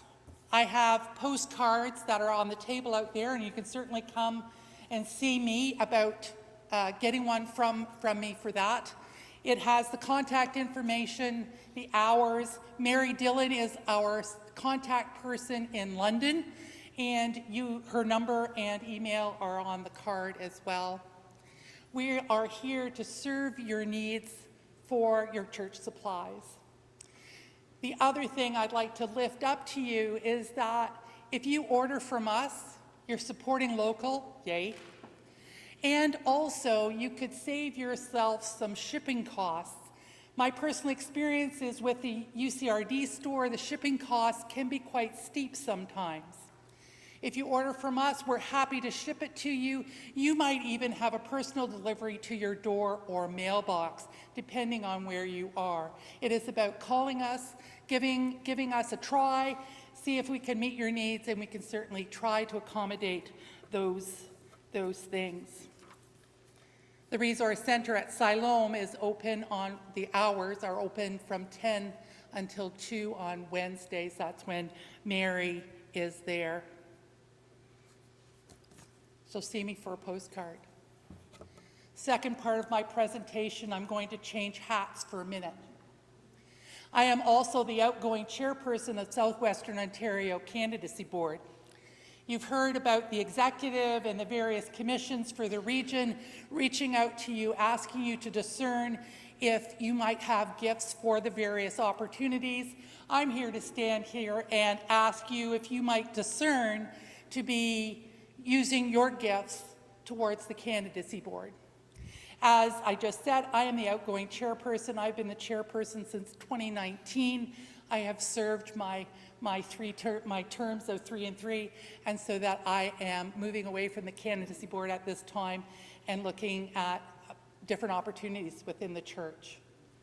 The work of the candidacy board is not attached to any region, though we do service the 3 regions. We support those who are interested in ministry formation, coming to us for various interviews. We have candidates that are in the stream already. We have ongoing individuals who come after some discernment to see if and test whether they have promise for ministry. So with everyone else's encouragement today, I would encourage you as well to think about, reach out. Tanya Cameron, our Office of Vocation Minister that you met earlier, is the person that resources our work. And you can certainly contact me, see me, and I can give you the information, all the information you'd ever hope to wish for. Thank you so much.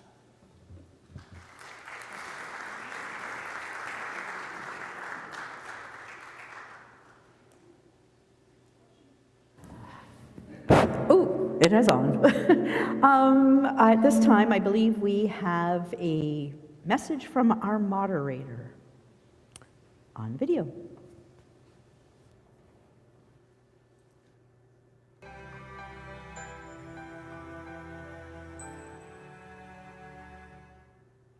Greetings, siblings in Christ. It's my very deep pleasure to bring you greetings one last time from the Office of the Moderator of the United Church of Canada as you gather for the meeting of the Antler River Watershed Regional Council. I wish you every blessing as you explore your theme of Revitalize. Friends, it's hard to believe this will be my last message to your regional meeting as moderator. I'm deeply grateful for the times I've been able to connect with many of you in person and online. I hope to see many of you at General Council 45 in Calgary in August. The theme of General Council will be Visions and Dreams, inspired by the texts from Joel and Acts, that God will pour out the Spirit on all flesh, that our children will prophesy, our young people will see visions, and our elders will dream dreams. In January, I hosted a national pastoral welcome to the new year, our centennial year, and to new church plant leaders. The evening was built around this theme of visions and dreams, a theme that lives and breathes and describes so clearly hope for ourselves and for the future. These are days when it's not so easy to see where there's hope. The established norms of the world, of international laws and of long-standing trade partnerships are all topsy-turvy, upside down. The sand is shifting under our feet. We live in an increasingly secularized and individualized society. Even when people long for community building and to feel less alone, we remain increasingly polarized instead. There are now more dictatorships in the world than democracies. Where do we find hope in that? As moderator, I'm asked regularly where I see hope in the church. One of these places is among the participants of the Regenerate program, which is a leadership development program within the Flourishing Initiative. The participants are innovators and creative adopters of new approaches. They are deeply aware that in their leadership, they respond to a God who calls the church into being over and over again. They are visionaries and dreamers. They are ideas people. I think you might be too. As you spend time together during meetings this weekend, also remember that you are conceiving something new. Imagine the church as it could be, as it ought to be. 100 years has brought us to this moment. The next 100 years belongs to you and to the visionaries and dreamers. Because we are all called to be the church. Blessings on your work and worship together. Blessings in your call to be a church of deep spirituality, bold discipleship, and daring justice.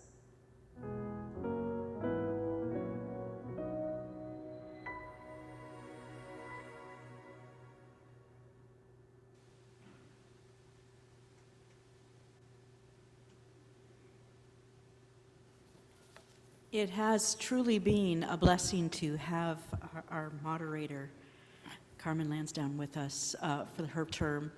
I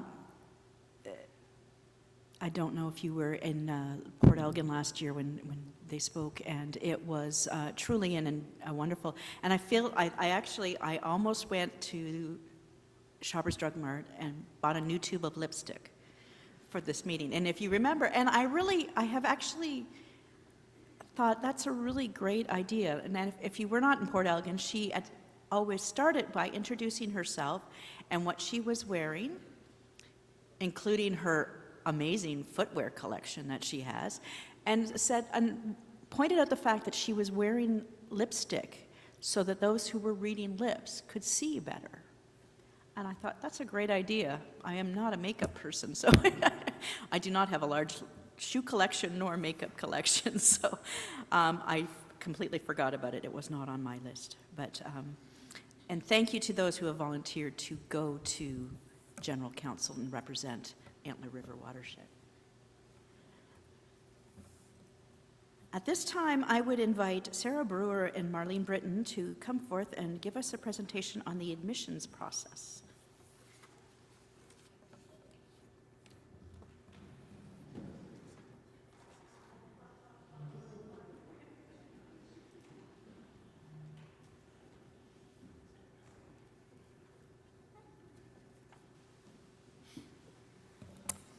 Hello.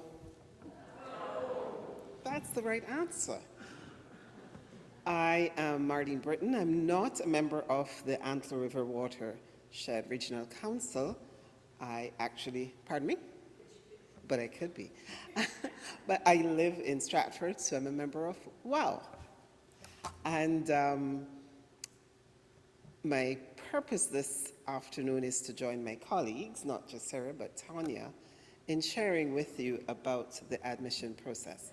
It is a joy to be here, and thank you for welcoming me into your space. I live in Stratford, but I serve the General Council office as the Director of Policy and Programs for Ministry Personnel in the United Church of Canada. I'm also the Director of the Office of Vocation. That probably makes more sense to you. We are grateful, Tanya and Sarah and I, for the opportunity to join you and to share some information about admission ministry. When we speak of admissions, we're referring specifically to a process within our denomination that clergy from other denominations follow when they hope to transfer their ministry credentials into the United Church of Canada. So I am a minister, and you might have heard Charmaine doing some strange sounds as I walked by, because I am a diaconal minister, so she was doing the quack, quack, quack thing. And I am a diaconal minister who was ordained to diaconal ministry in the Methodist Church in the Caribbean and the Americas. I was ordained in 1995.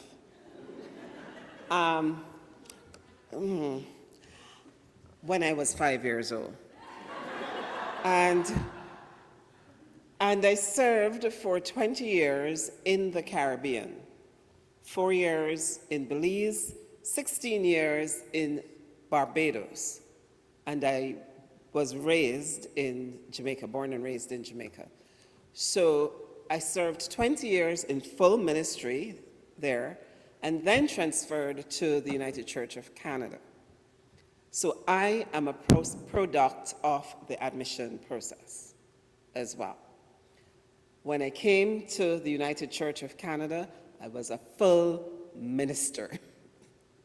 I had already been formed and, as I said, had years of experience.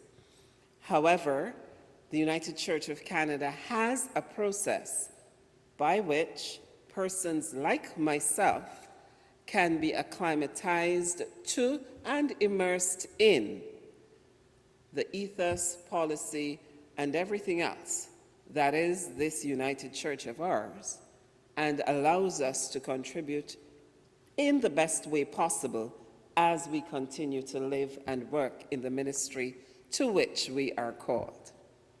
So I'll share a little bit about the process of admission. For most ministers who are currently in the process, it began with an inquiry about opportunities to serve in the United Church of Canada. Staff then check to make sure that they have the basic qualifications to move forward.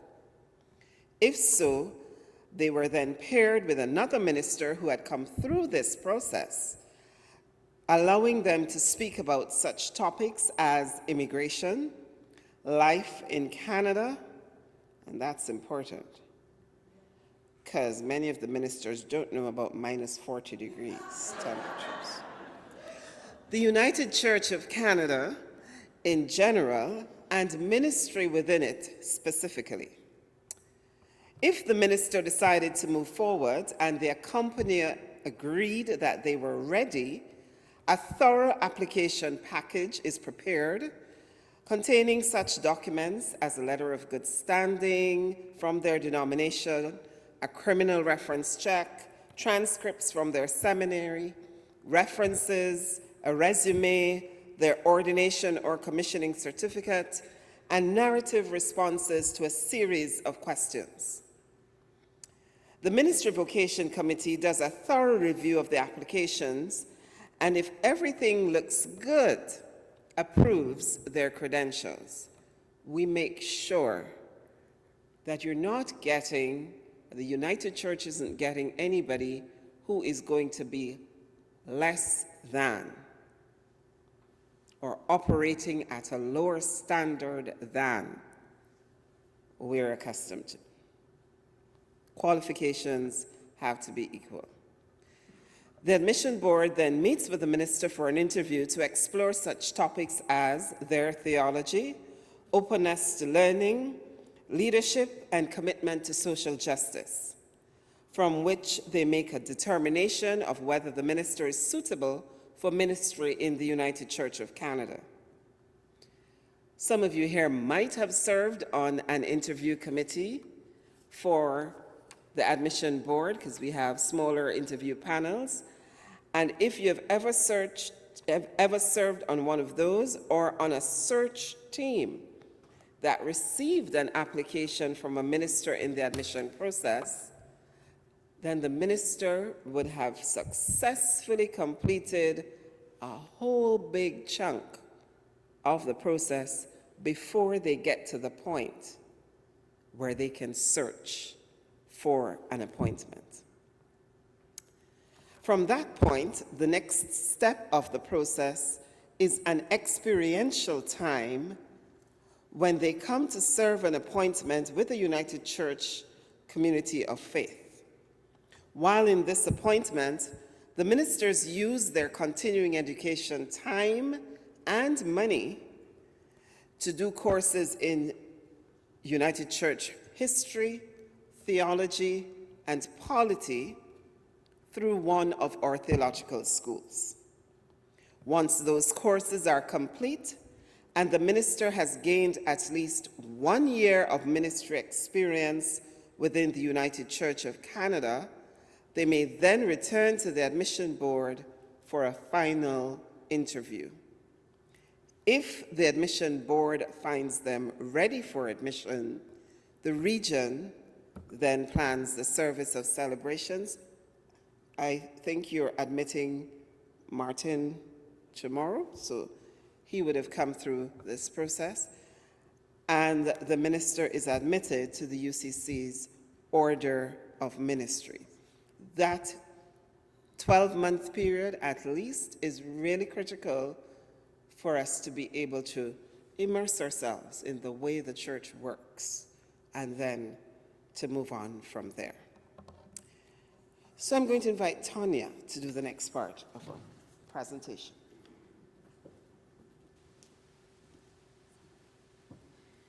Thank you, Marlene. The last time that I did this presentation was in Western Ontario Waterways region in Port Elgin. And when I left there, I didn't go home. I went straight to Toronto. And the reason I was going to Toronto was because it was the provincial finals for the Reach for the Top competition. If you are familiar with Reach for the Top, it is a head-to-head trivia competition between high schools in and around throughout Canada. My daughter captained her team to the finals, and they did a very acceptable 7th out of 33 teams. I share that because not only we were impressed with the depth of knowledge of what the students knew, we were also shocked at what we didn't know. So much time was spent in the car on the way home doing a deep dive into Google University, thinking about those questions we heard, what the answers were, and what the stories were behind them. So as I introduce this next trivia section to you, I'm queuing you all up for Richard's later. I want you to get curious about what you didn't know and maybe spend some time over the next few weeks looking into it. So there will be some questions up on the slides. Take not quite a minute, but maybe talk amongst your neighbors, see if you can come to an understanding, and then I'll share the answer. It's not important that you get it right. What is important is that you learn from this, take it away, and start a conversation later. So I'll begin. Some of the 259 clergy, active and retired, currently on the roll of Antler River Watershed Regional Council, joined the United Church of Canada through admission. How many would you guess?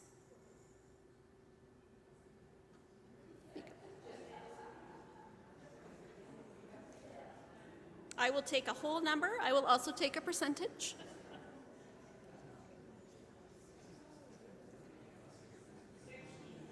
It's 60, yeah. All right. I'm going to let you in. The answer of 259, it is 19 ministers. So 19 of us have come through admission, which represents 14% of this region's clergy. Of those, they were admitted from 9 different countries. How many can you name? Do you even know 9? I'm sure you do, yes. No to Zimbabwe.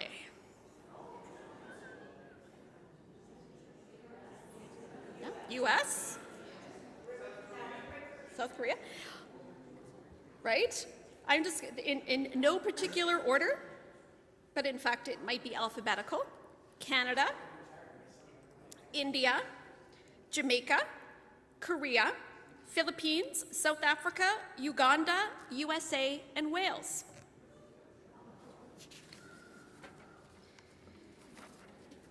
Of those ministers currently affiliated with ARW Regional Council, they have been admitted from 16 denominations. Can you name 3? I'll take 5. Yeah.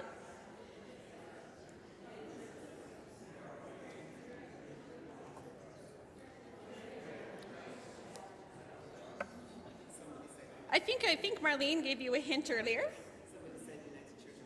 United Church of Christ. No. Now why Now why wouldn't somebody be admitted from the United Church of Christ, George? Because we're in full communion and mutual recognition with the United Church of Christ, so it's an equivalent slide over. We've got the Baptist Convention of Ontario and Quebec, the Anglican Church of Uganda, Moravian Church in Jamaica and the Cayman Islands, They're up here. Disciples of Christ, USA and Canada, Presbyterian Church in Canada, United Methodist Church of the Philippines, Presbyterian Church in Wales, Church of South India, Christian Reformed in North America, Evangelical Lutheran Church, Methodist Church in the Caribbean and the Americas, the Wesleyan Church, Presbyterian General Assembly of Korea, Congregational Christian Church of Canada, Free Methodist Church, and the Union of Welsh Independent Churches. And I'm sure there's someone there that you didn't even know were a denomination, right? So maybe you'll get curious and start looking it up. In what year would you guess the first of these ministers who are currently on the roll of Antler River Watershed was admitted to the United Church of Canada? And the bonus is, what country and denomination did he come from?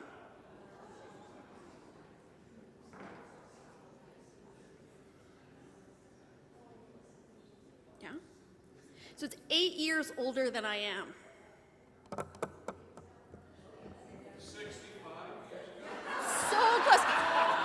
1966. I think he said 65, but it's actually 1966. What church, what denomination, what country? If I give you the denomination, I also give you the country. No. Wales. Presbyterian Church in Wales. How many not yet admitted ministers are currently serving an admission appointment or are waiting on immigration approval to start an appointment? This is countrywide, right? This is national. This is national-wide, not just here in ARW. Yeah. Yeah. There are 15. So there are 15 ministers with admission appointment or are waiting on immigration approval to start that appointment. None are in the Antler River Watershed Regional Council, although we are admitting Martin at tomorrow's celebration of ministry service, so that'll be quite exciting. And this is the last question. How many ministers are currently seeking an admissions appointment after having their credentials approved and being found suitable for ministry in the United Church by the admissions board? So this is following those steps that Marlene had explained earlier. They are good to go. They are on Church Hub. Their names are visible. Their vocational minister has approved them to search. They've met all of the qualifications to be interviewed. How many of those are seeking an admissions appointment currently ready today? 63. Close, but no. 47. 47. So there are 47 admissions ministers who've had their credentials cleared and are ready to serve.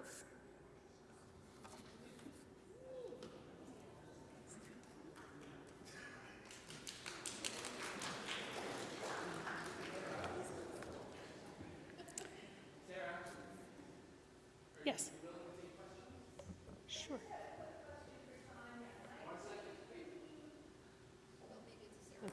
Here.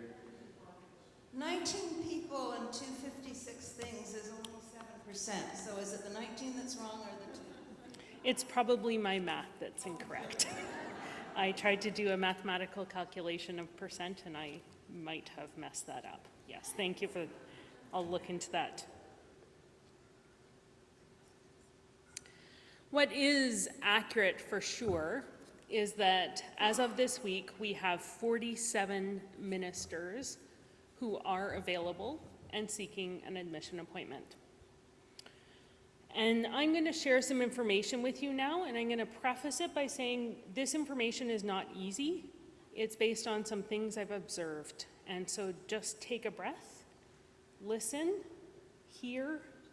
We'll be here this evening that you can talk to us if you want, and yeah. If you're at the Tri-Regional Council meeting last year, you not only heard Moderator Carmen speak about her shoes and her lipstick, which were great things she did and modeled for us, which I'm not doing. And I acknowledge that, even as I say that. But Carmen also said to us that those ministers are not finding appointments because congregations won't hire them because they have brown or black skin. That reality was first observed in the admission board in the spring of 2021. Having been at work together for 3 years by then, the late Diane Hope, who was a member of the admission board, recognized that we had found many ministers suitable for ministry in the United Church of Canada. And she asked Marlene for an update on how they were doing in finding appointments. That update demonstrated a very stark reality. 100%, 9 out of 9 white ministers with permission to search within the United Church of Canada had found and started an appointment. So 100% of the white ministers, including some who had to immigrate from other countries, including countries outside of North America. By contrast, only 10% of the racialized ministers seeking admission had found and started an admission appointment in the same time frame. Further, while all of the white ministers had found and started an admission appointment within 10 months of their approval to do so, 15 of the racialized ministers were still seeking one at the time, who were still seeking one at that time, had been searching for 3 or more years. So 100% of the white ministers within 10 months, 10% of the racialized ministers, and some of them had been searching for more than 3 years already. For many of us in the church, that's a statistical reality that contradicts the kind of people in church we want to be. In response, we naturally want to diminish its significance by grasping at other potential influences on those numbers. It might surprise you then, given some of the things that will come to mind for some of us to try and go, but what about? To know that the feedback after interviews to the 15 ministers who had been seeking an appointment for at least 3 years glowed, when this observation was made, was glowing, with comments such as these. He has a strong commitment to equality, extensive rural ministry experience. His English is excellent, and he spoke slowly enough that those not used to his accent will understand him. Demonstrated theological maturity, clearly a lifelong learner. Eloquent in his articulation of a theology grounded in the love and compassion of God. A capacity to offer pastoral care that is unrivaled. Additionally, the educational qualifications of these ministers included 14 master's degrees, including one who had come to Canada and done an MDiv at St. Andrews to bolster their resume, as well as 3 ministers who had either completed or were working on a PhD. Further, each of these ministers would have come to us with at least 3 years of pastoral ministry experience, while 2 of them were coming with as many as 24 years of ministry experience already. I wish I could say that since this racial discrepancy was noted, churches across Canada have recognized the blessing that these ministers could be and offered each one of them an appointment. The good news is that 3 of the 15 who had been searching for more than 3 years were eventually offered an appointment. The bad news is that 9 of these ministers eventually withdrew their interest in ministry with the United Church of Canada, with one of them explaining, "I have applied to over 300 congregations and have had only 2 interviews. I concluded that there may be no great need of pastors in Canada."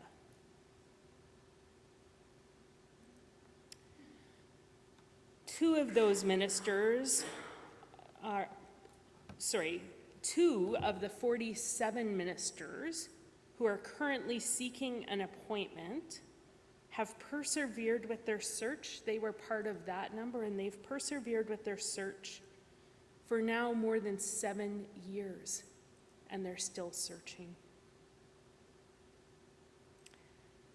And yet we have this myth that we don't have enough ministers.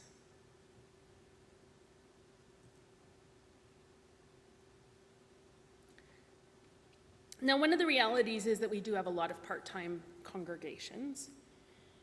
And so I want to preface this statement by clarifying that it is full-time vacancies I'm speaking about. Because given what I've heard from ministers who are seeking admission appointments, I do not believe there is a single full-time vacancy for which none of these ministers have applied. Here's a small sample of dozens of emails I have received from them describing their experience of seeking an appointment among us. One wrote, "I have had 6 interviews since 2021. 4 of the interviews raised my hopes only to be told I did not make it. Right now I'm confused. I don't know what I should do to find an appointment within the United Church of Canada. I've sent close to 500 application letters seeking for engagement." Another wrote, "I have applied to over 130 churches in the UCC so far, but unfortunately many churches did not respond to me. Some only replied after the screening process was over and the next ministers were decided, and others said that they did not invite ministers from outside the country. So far, though, I have been given the opportunity to interview with only 3 churches out of over 130. Unfortunately, I have not been able to find an appointment. I'm deeply disappointed and saddened by this unfair reality, as I have a strong desire to serve in the United Church." Lastly, I have submitted applications and relevant documents for most of the advertisements on Church Hub, but yet to secure an opportunity. I am a young, vibrant pastor, very dedicated, committed, and ready to serve any congregation available, and by the special grace of God, I shall contribute greatly to the development of the church. It's as a result of this that the Board of Vocations stopped accepting new applications from ministers interested in admissions. But it doesn't mean that the work has stopped, because we're still working with the ministers who are in the process. We have limited resources, and they're being directed to help the 47 plus the 15 who are currently in appointments or trying to get through immigration, so that they can move forward to completion, like you're going to celebrate with Martin this weekend. Through the concerted efforts of many people over the past 3 years, we've made some progress. 15 racialized ministers have completed the admissions process and been approved for admission since 2023, while there are 14 other racialized ministers who have found appointments, and we expect to admit them in the next 2 years. In celebration of these ministers and the many ways they are enriching our denomination, I want to share with you a few comments that are pulled from the reports of pastoral charge supervisors ahead of some of their final interviews. Under this minister's leadership, the congregation is thriving in the community. This minister and his wife are well loved in the 2 communities he serves. I believe we will be blessed by her ministry in our region, our communities, and I hope we can be a blessing to her in return. This minister has consistently demonstrated a conciliar and consultative leadership style that is critical in today's world. He values the input of others and works collaboratively with colleagues to achieve common goals. We have seen growth both in numbers of congregants and in the attitude of people that attend our services and activities. And yet we still have 47 ministers who have been found suitable that we need to find admission appointments for. And I'm going to turn it over to Marlene with that.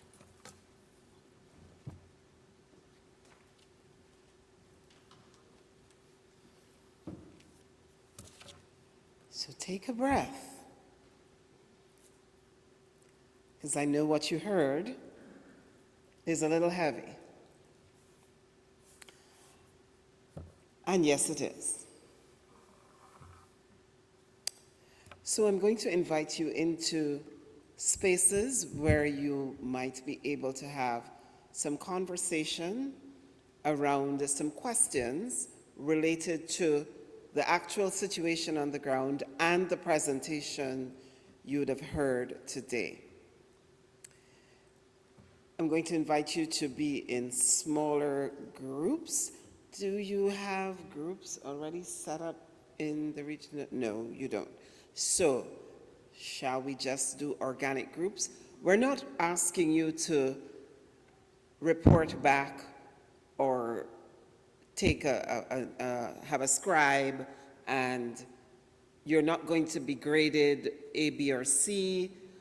Mark might come around and just make sure you're doing what you're supposed to do instead of talking about, lipstick or shoes. Oh, by the way, I also am a shoe person, so I am wearing excellent shoes today. They're just not high heels, and I'm using my lipstick. But anyway, so in groups, I'm going to invite you to share, to reflect on 3 questions. What stood out for you from the quiz about admission ministers in relation to our region, to Antler River Watershed region? What stood out for you from the quiz, the trivia? Second question, how do you feel about the reality that there are 47 ministers struggling to find opportunities based largely on race?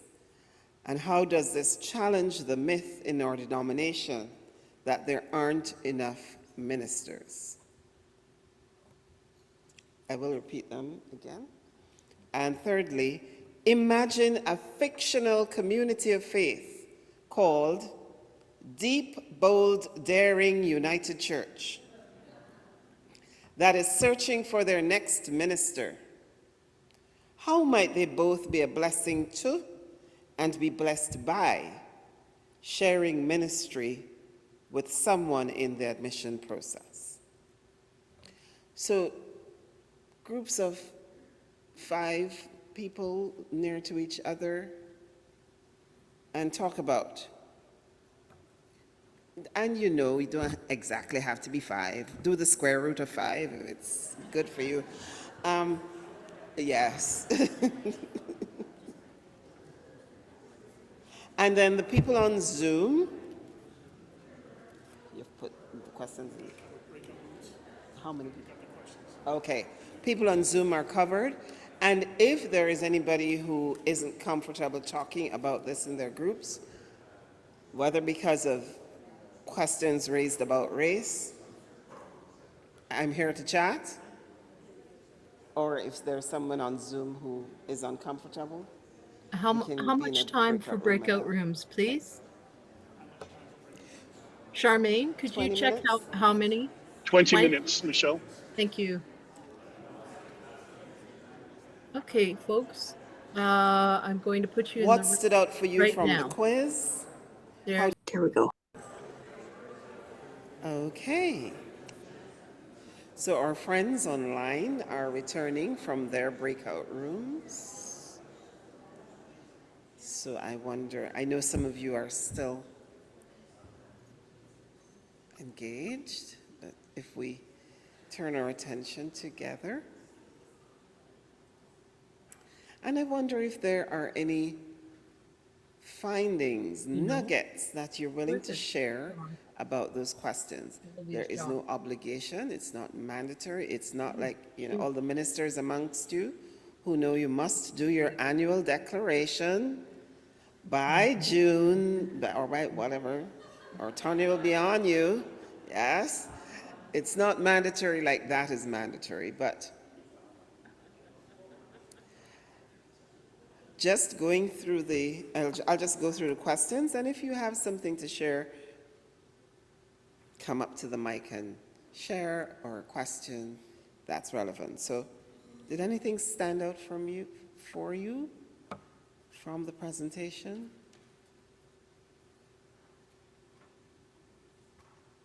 There we go. or if we have someone online. Hi, my name is Larry Schneider, and I'm at a small rural church in the village of Dutton. My former life was as an educator, and I worked in small rural schools and large metropolitan, cosmopolitan city schools. In the former, people didn't know people of color. They had assumptions which had never been challenged, whereas in the larger school, it was one of the most multi-ethnic schools around. And so people, I've always believed people will judge lawyers because they don't know a lawyer personally. So all lawyers are, all teachers are, except like my kid's teacher, who's just wonderful. And what avenues could we have? I think that if there were something intentionable at having some of these 47 people on the supply list and making them known to people, so that I'm retiring next Easter. If our church congregation could have people in and on a supply basis and get to know them and get to know their skills and their personality. I use the same strategy as a principal of a school by bringing in supply teachers, and then, oh, you're really good, come in a few more times, and then I'll hire you next year. Secondly, I think perhaps willfully or not, we as a United Church of Canada population are in general ignorant of this fact. And I think it's something that search committees should know, be educated about before people go out. And if we can shift their mindset slightly to be more open and welcoming, that would be a really good thing. Thank you. Paradigm shift required. This is the start as you walk up to the mic. This is the start of that, hopefully, that paradigm shift happening. And brilliant suggestion about the supply ministers, remembering that most of the ones we're concerned about are outside of Canada, but Zoom is lovely. Just what we did during the pandemic can be done in your church like this. So yes, the minister could be invited to do supply in that way. And that's an absolutely fabulous idea that we will know. Sarah is the program coordinator in charge of that, but I'll hear about it anyway. So we're colleagues. They're my reports, so I hear about everything, but Sarah is in charge of that piece. So thank you for that. Yes. I'm speaking as liaison to several different churches over the past few years. And when we talk about admissions process, I can explain to them how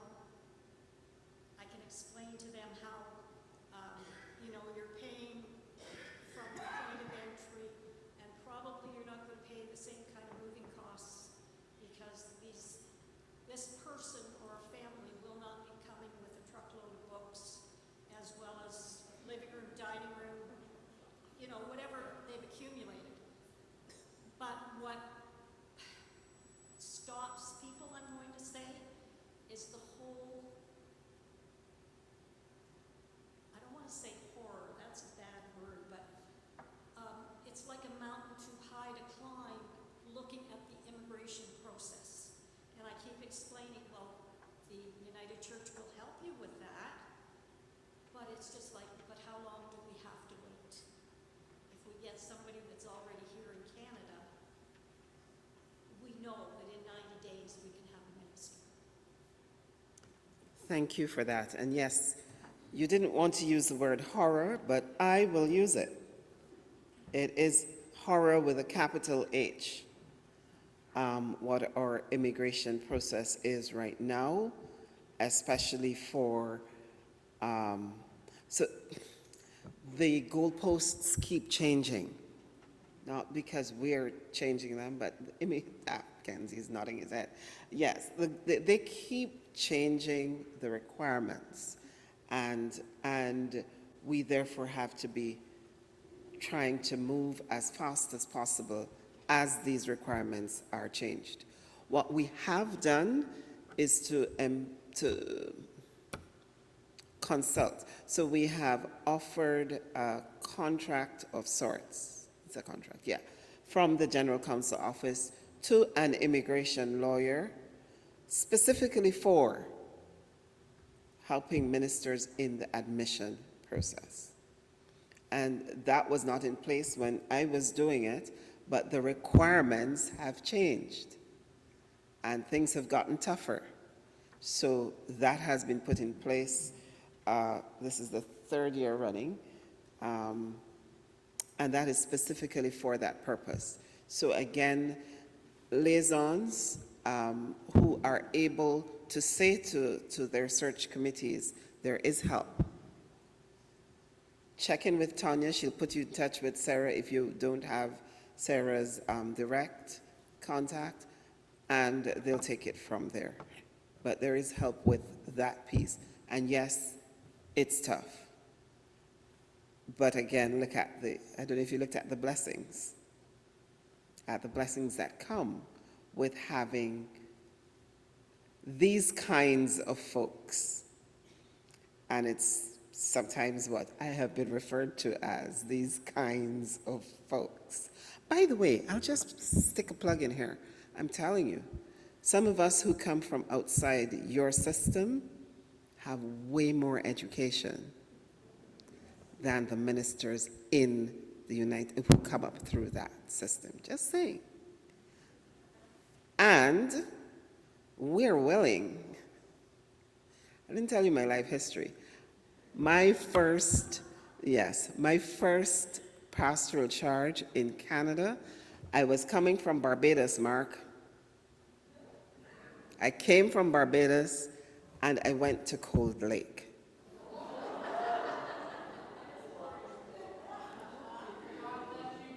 Hallelujah. For a half-time position. But that's the whole story. My point being, we're willing to go anywhere, one. And two, yes, half-time positions can be combined.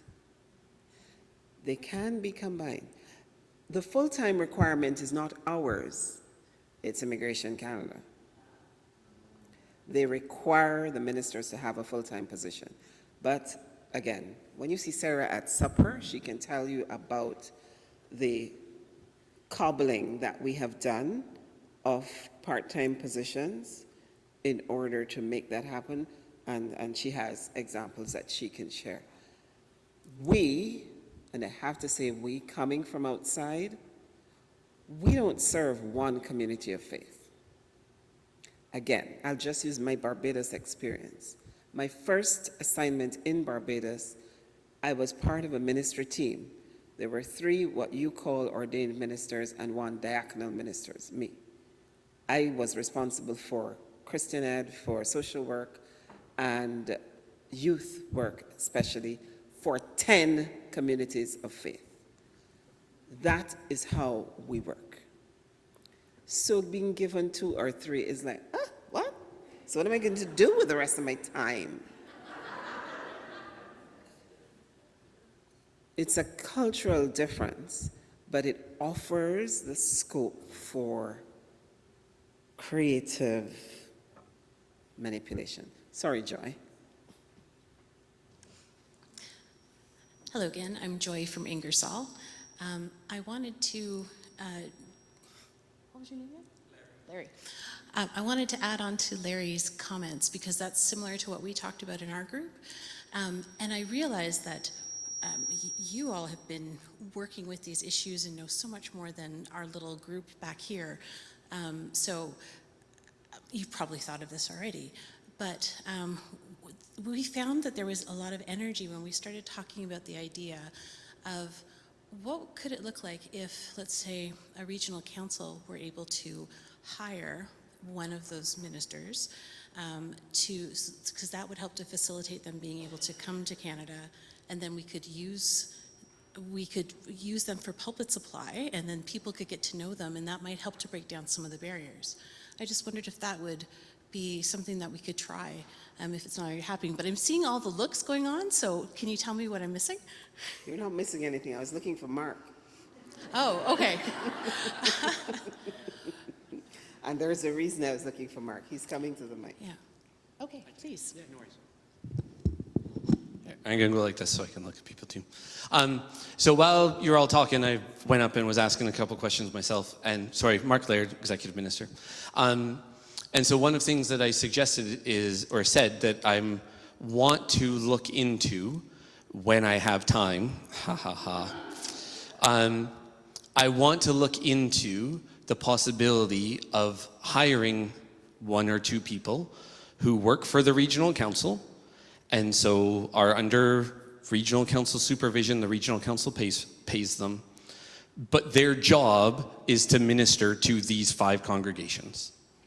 So instead of, because one of the problems that we have that our congregational support minister or team commission will say, and I'm sure this, I'll preface this by saying this is none of you, but sometimes Church A and Church B, even though they're 10 minutes apart, will not talk to each other.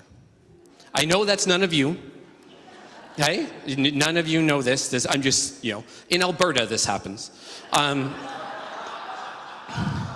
Right? You can have Church A and Church B right next to each other and will not communicate. So how are they going to, when they're each looking for 20 hours a week, how are they going to do that? Well, maybe if they communicate with the regional council and buy 20 hours a week of ministry from the regional council, instead, it allows maybe some communities of faith that struggle in some areas to communicate with the other communities of faith around them, maybe it gives an advantage to that. So I have checked with some people for like the manual and things like that, and it is possible. It is kind of going back to some of our Methodist roots in a circuit rider sort of idea. But so we have been thinking about that. And my question when I was up here is, if we did this, would admissions ministers, would that be eligible? And the answer was yes. So again, when I have time, it is something that I'm looking at trying to start and we will probably start it in one of the 3 regional councils, see how it goes, and then try to expand that.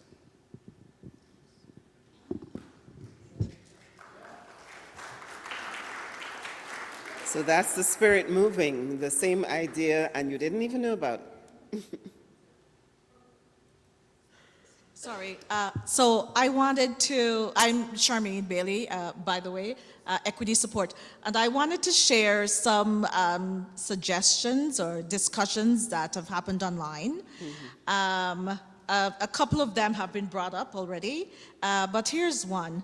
In our group, it was suggested that a video could be made of ministers in their congregations that have had admissions ministers and share how it has worked for them, what gifts and blessings have been experienced, share with search committees and their congregations. Okay. Check and check. So we have done that we haven't done it with all the admission ministers, but we did it with 5, to do that, to record how congregations, and we can find the links online. So maybe in one of your sessions tomorrow, we can play 1 or 2 of those, so you see what communities of faith have said about their admission ministers. Yeah, for sure. And to have those available to search committees so people can see what they might be getting into. So that was one thing. What else? That's it. Okay. All right. Okay. Hi, I'm Laura Swan from Lambton Center, not a minister, and however, minister's child. And once upon a time, this might be an unpopular opinion. Once upon a time, there was a settlement program, and I know it has pros and cons, but we were fortunate enough to get resettled from Sarnia to Elliott Lake. Best experience of my life. But I'm wondering, not a program like that where it's told, but maybe a voluntary program where churches can say, we want help finding a minister, and where applicants can say, we want help finding a church. And if they volunteer,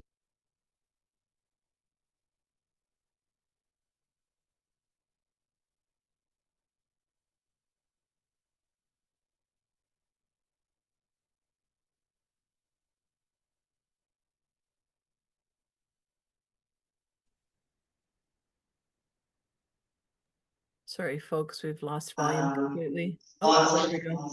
It's coming back. No, it's still.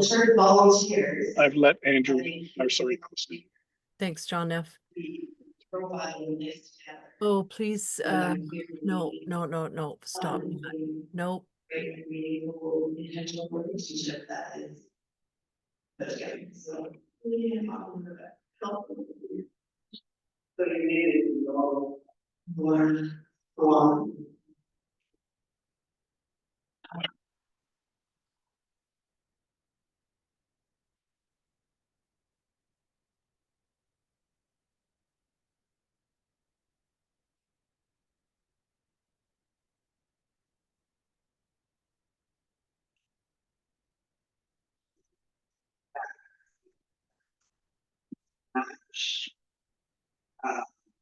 Ministers with searching congregations. So we need congregations. Look for 5 reasons.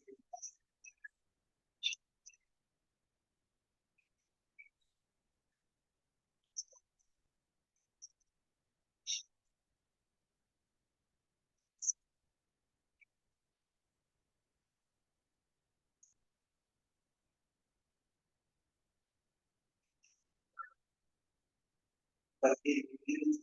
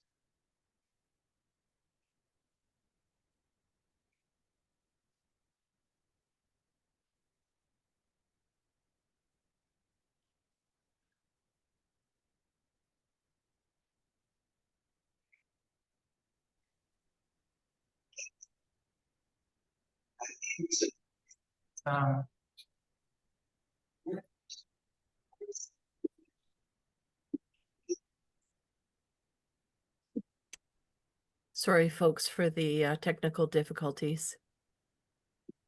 We're just trying to work on getting the audio back.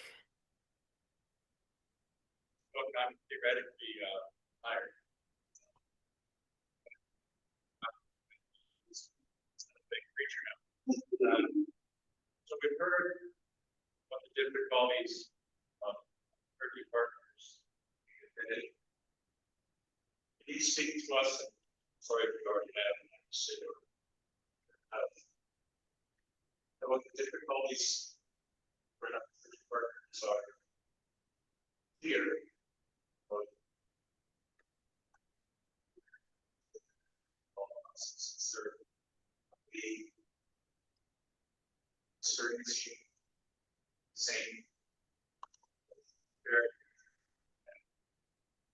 Sorry, folks, this is frustrating, but they are working on it.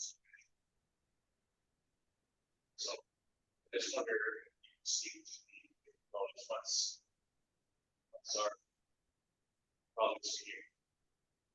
So that's the situations.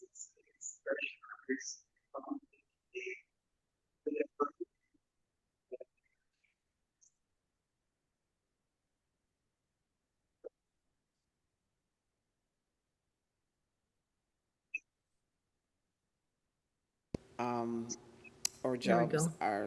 are not immediately That's good. transferable in our system, in Canada's system. So I'm sure at least 2 or 3 of you in here know of qualified doctors who can't find work because They're driving Uber. yes. Yeah. Never Yes. mind, because our health system is fully loaded, right? No. No. So that is the situation that some of our spouses, partners find themselves in. They come, they're qualified, the process of getting those qualifications transferred proved to be a little bit Herculean, and so they either are underemployed or not employed at all. Yeah. And that poses challenges for the family. Some families work through that. Other families, and you might know people like that, we do have admission ministers who live in one province and their spouse lives in another, because that's where the spouse could find work. It is possible because, again, immigration offers the work permit and it is linked to, say, Grace United Church. Or if Mark gets his thing done, it will be linked to Antler River Watershed Regional Council.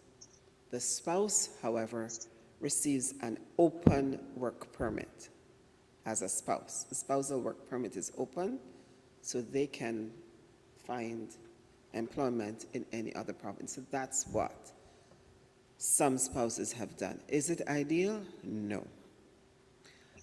Is it practical? Yes.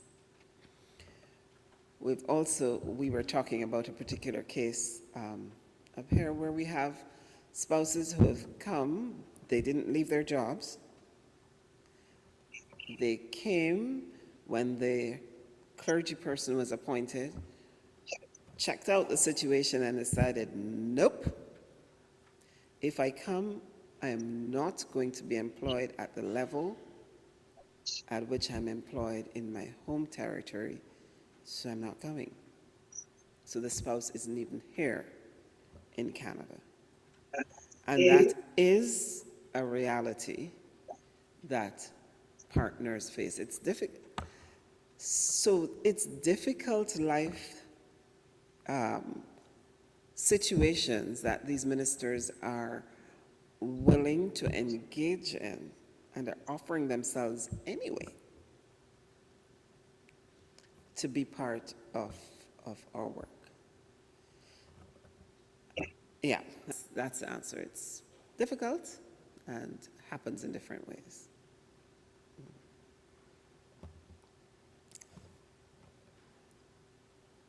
Anybody, just before you speak, just checking if there's anybody else who wanted to say anything before my friend who has already spoken. Yeah, no? Okay. I was part of a particularly bright group. They had another big idea. We restructured the United Church of Canada. Surprise. The presbyteries were dispatched with many smaller congregations feel quite isolated and alone now. There was a great deal of talk at the time of new structures and new partnerships which would be available. Just to simplify the concept, rich church A adopts poorer church B and hires 1 point something or other. The 1 point something or other is really a full-time employee of this church, and the smaller church pays a certain portion of the salary. The person's employed full-time. The half-time church gets a half-time minister. The larger church gets the other portion, and you've got 2 jobs where there was 1 and a couple of non-filled spots. Mm-hmm. So we have this whole thing called collaborative ministries. Yeah, we've been talking about that, right? And yeah, so we're actually doing it now. We're actually doing it now.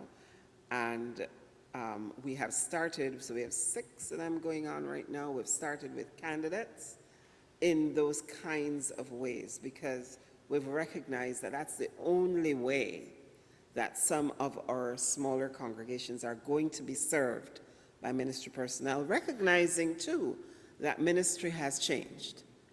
And so the way it is offered and what is offered also needs to change. So we are looking at collaborative ministries and yes, seeing how that can be utilized as one of the resource points for this work. So thank you. Thank you for participating in our group discussion. And I'm going to ask Sarah then to close us off.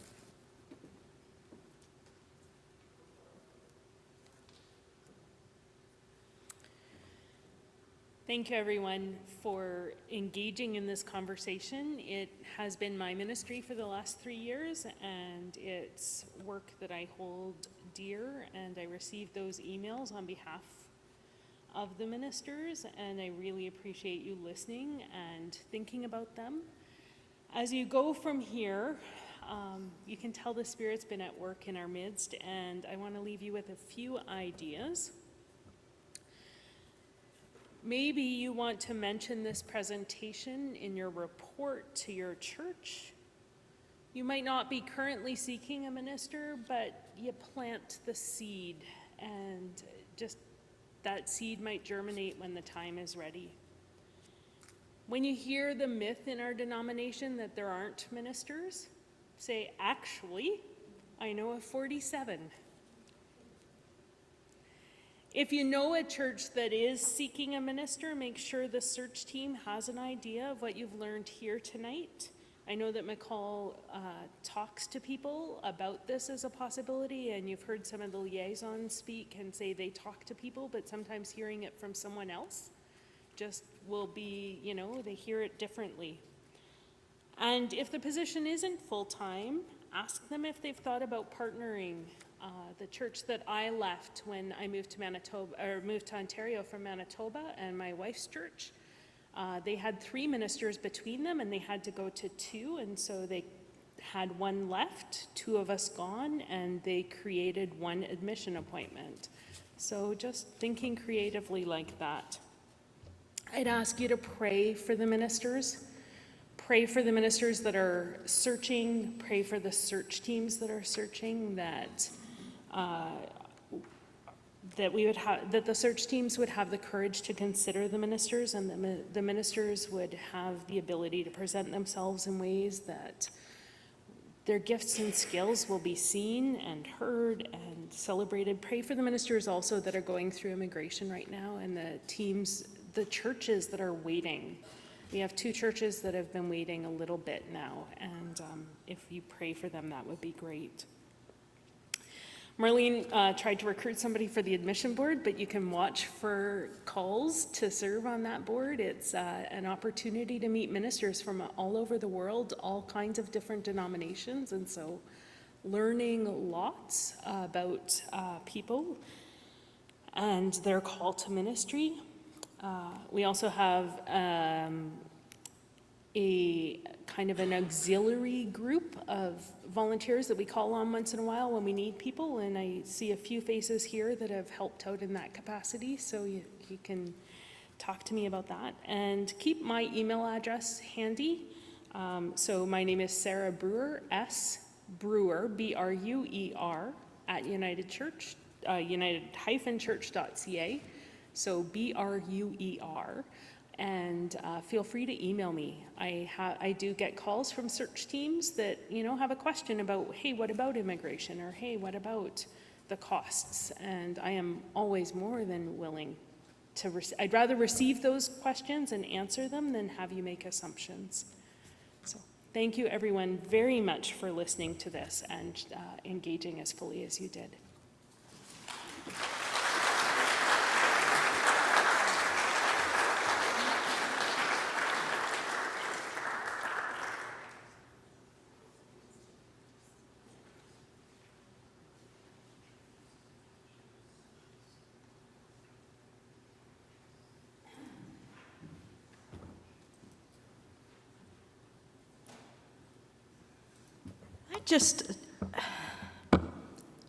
I I wrote a few reflections down while we didn't actually have a reflector, somebody to do reflection today, but I want to do two things at this moment.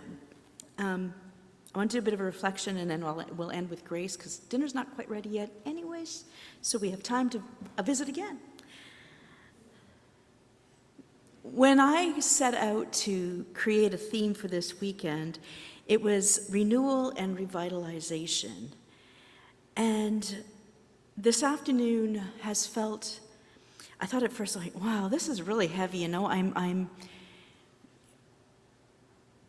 on, it seemed like I felt like I was lecturing about getting involved and whatnot, and we were confronted with some painful truths just now, that all is not well with the body of Christ in the United Church of Canada.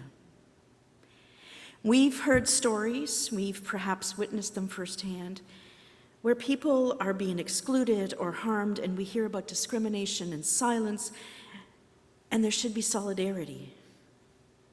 And these moments seem really heavy, and they shake our hope, and they tempt us to despair.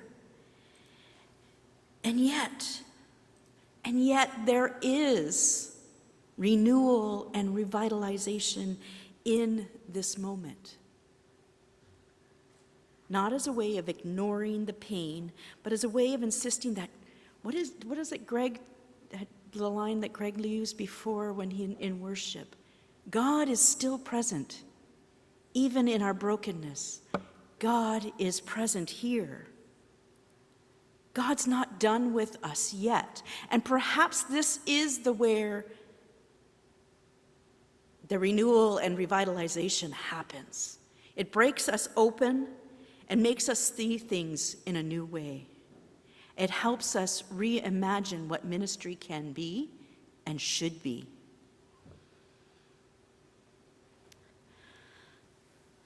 Renewal and revitalization is not just about programs or plans or being on a committee or serving on another committee.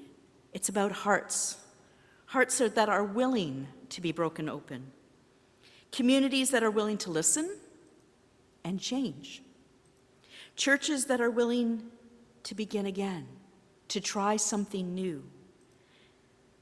So if you're feeling disheartened and sad, recognize the fact that in your sorrow is sacredness. You should be angry. And in that anger, there is holiness. And you're not alone. And you're not wrong to feel what you feel. To those in positions of leadership and privilege, now is the time that we need to commit ourselves to doing the true work of God, to lifting up and breaking down walls.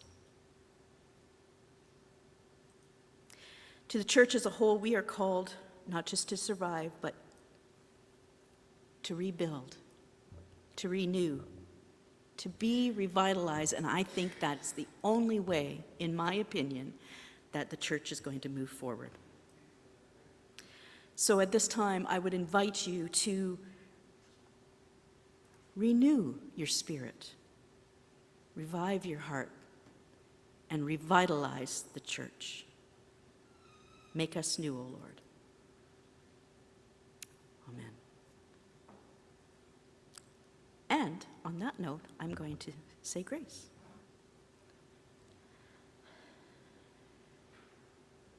Creator, Lord, we invite you into this time as we gather in fellowship to share meal, to break bread, to converse.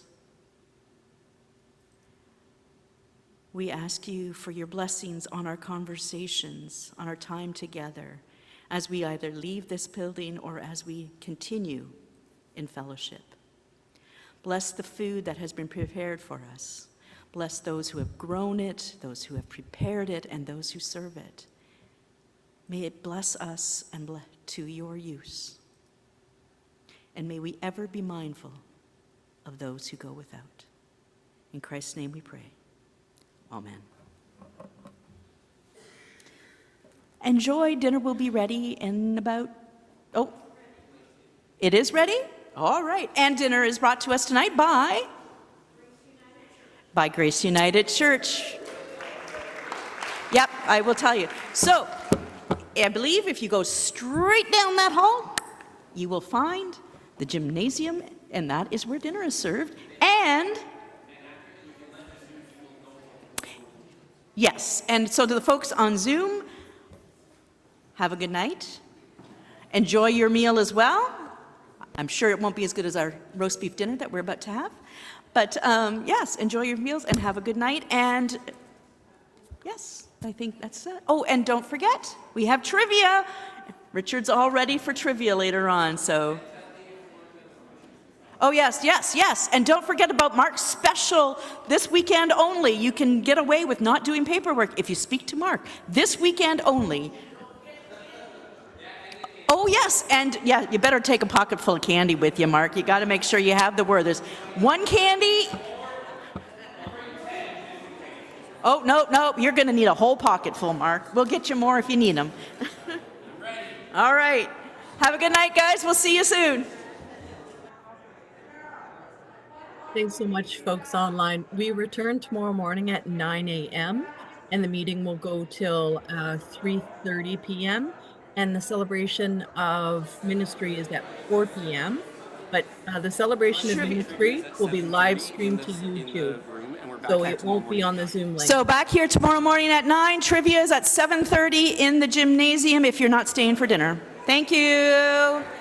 Thanks so much, folks. We'll see you tomorrow. Thank you, Have Michelle. a good rest. Yeah, no, thank you. Take care. You too. Bye now. Bye-bye.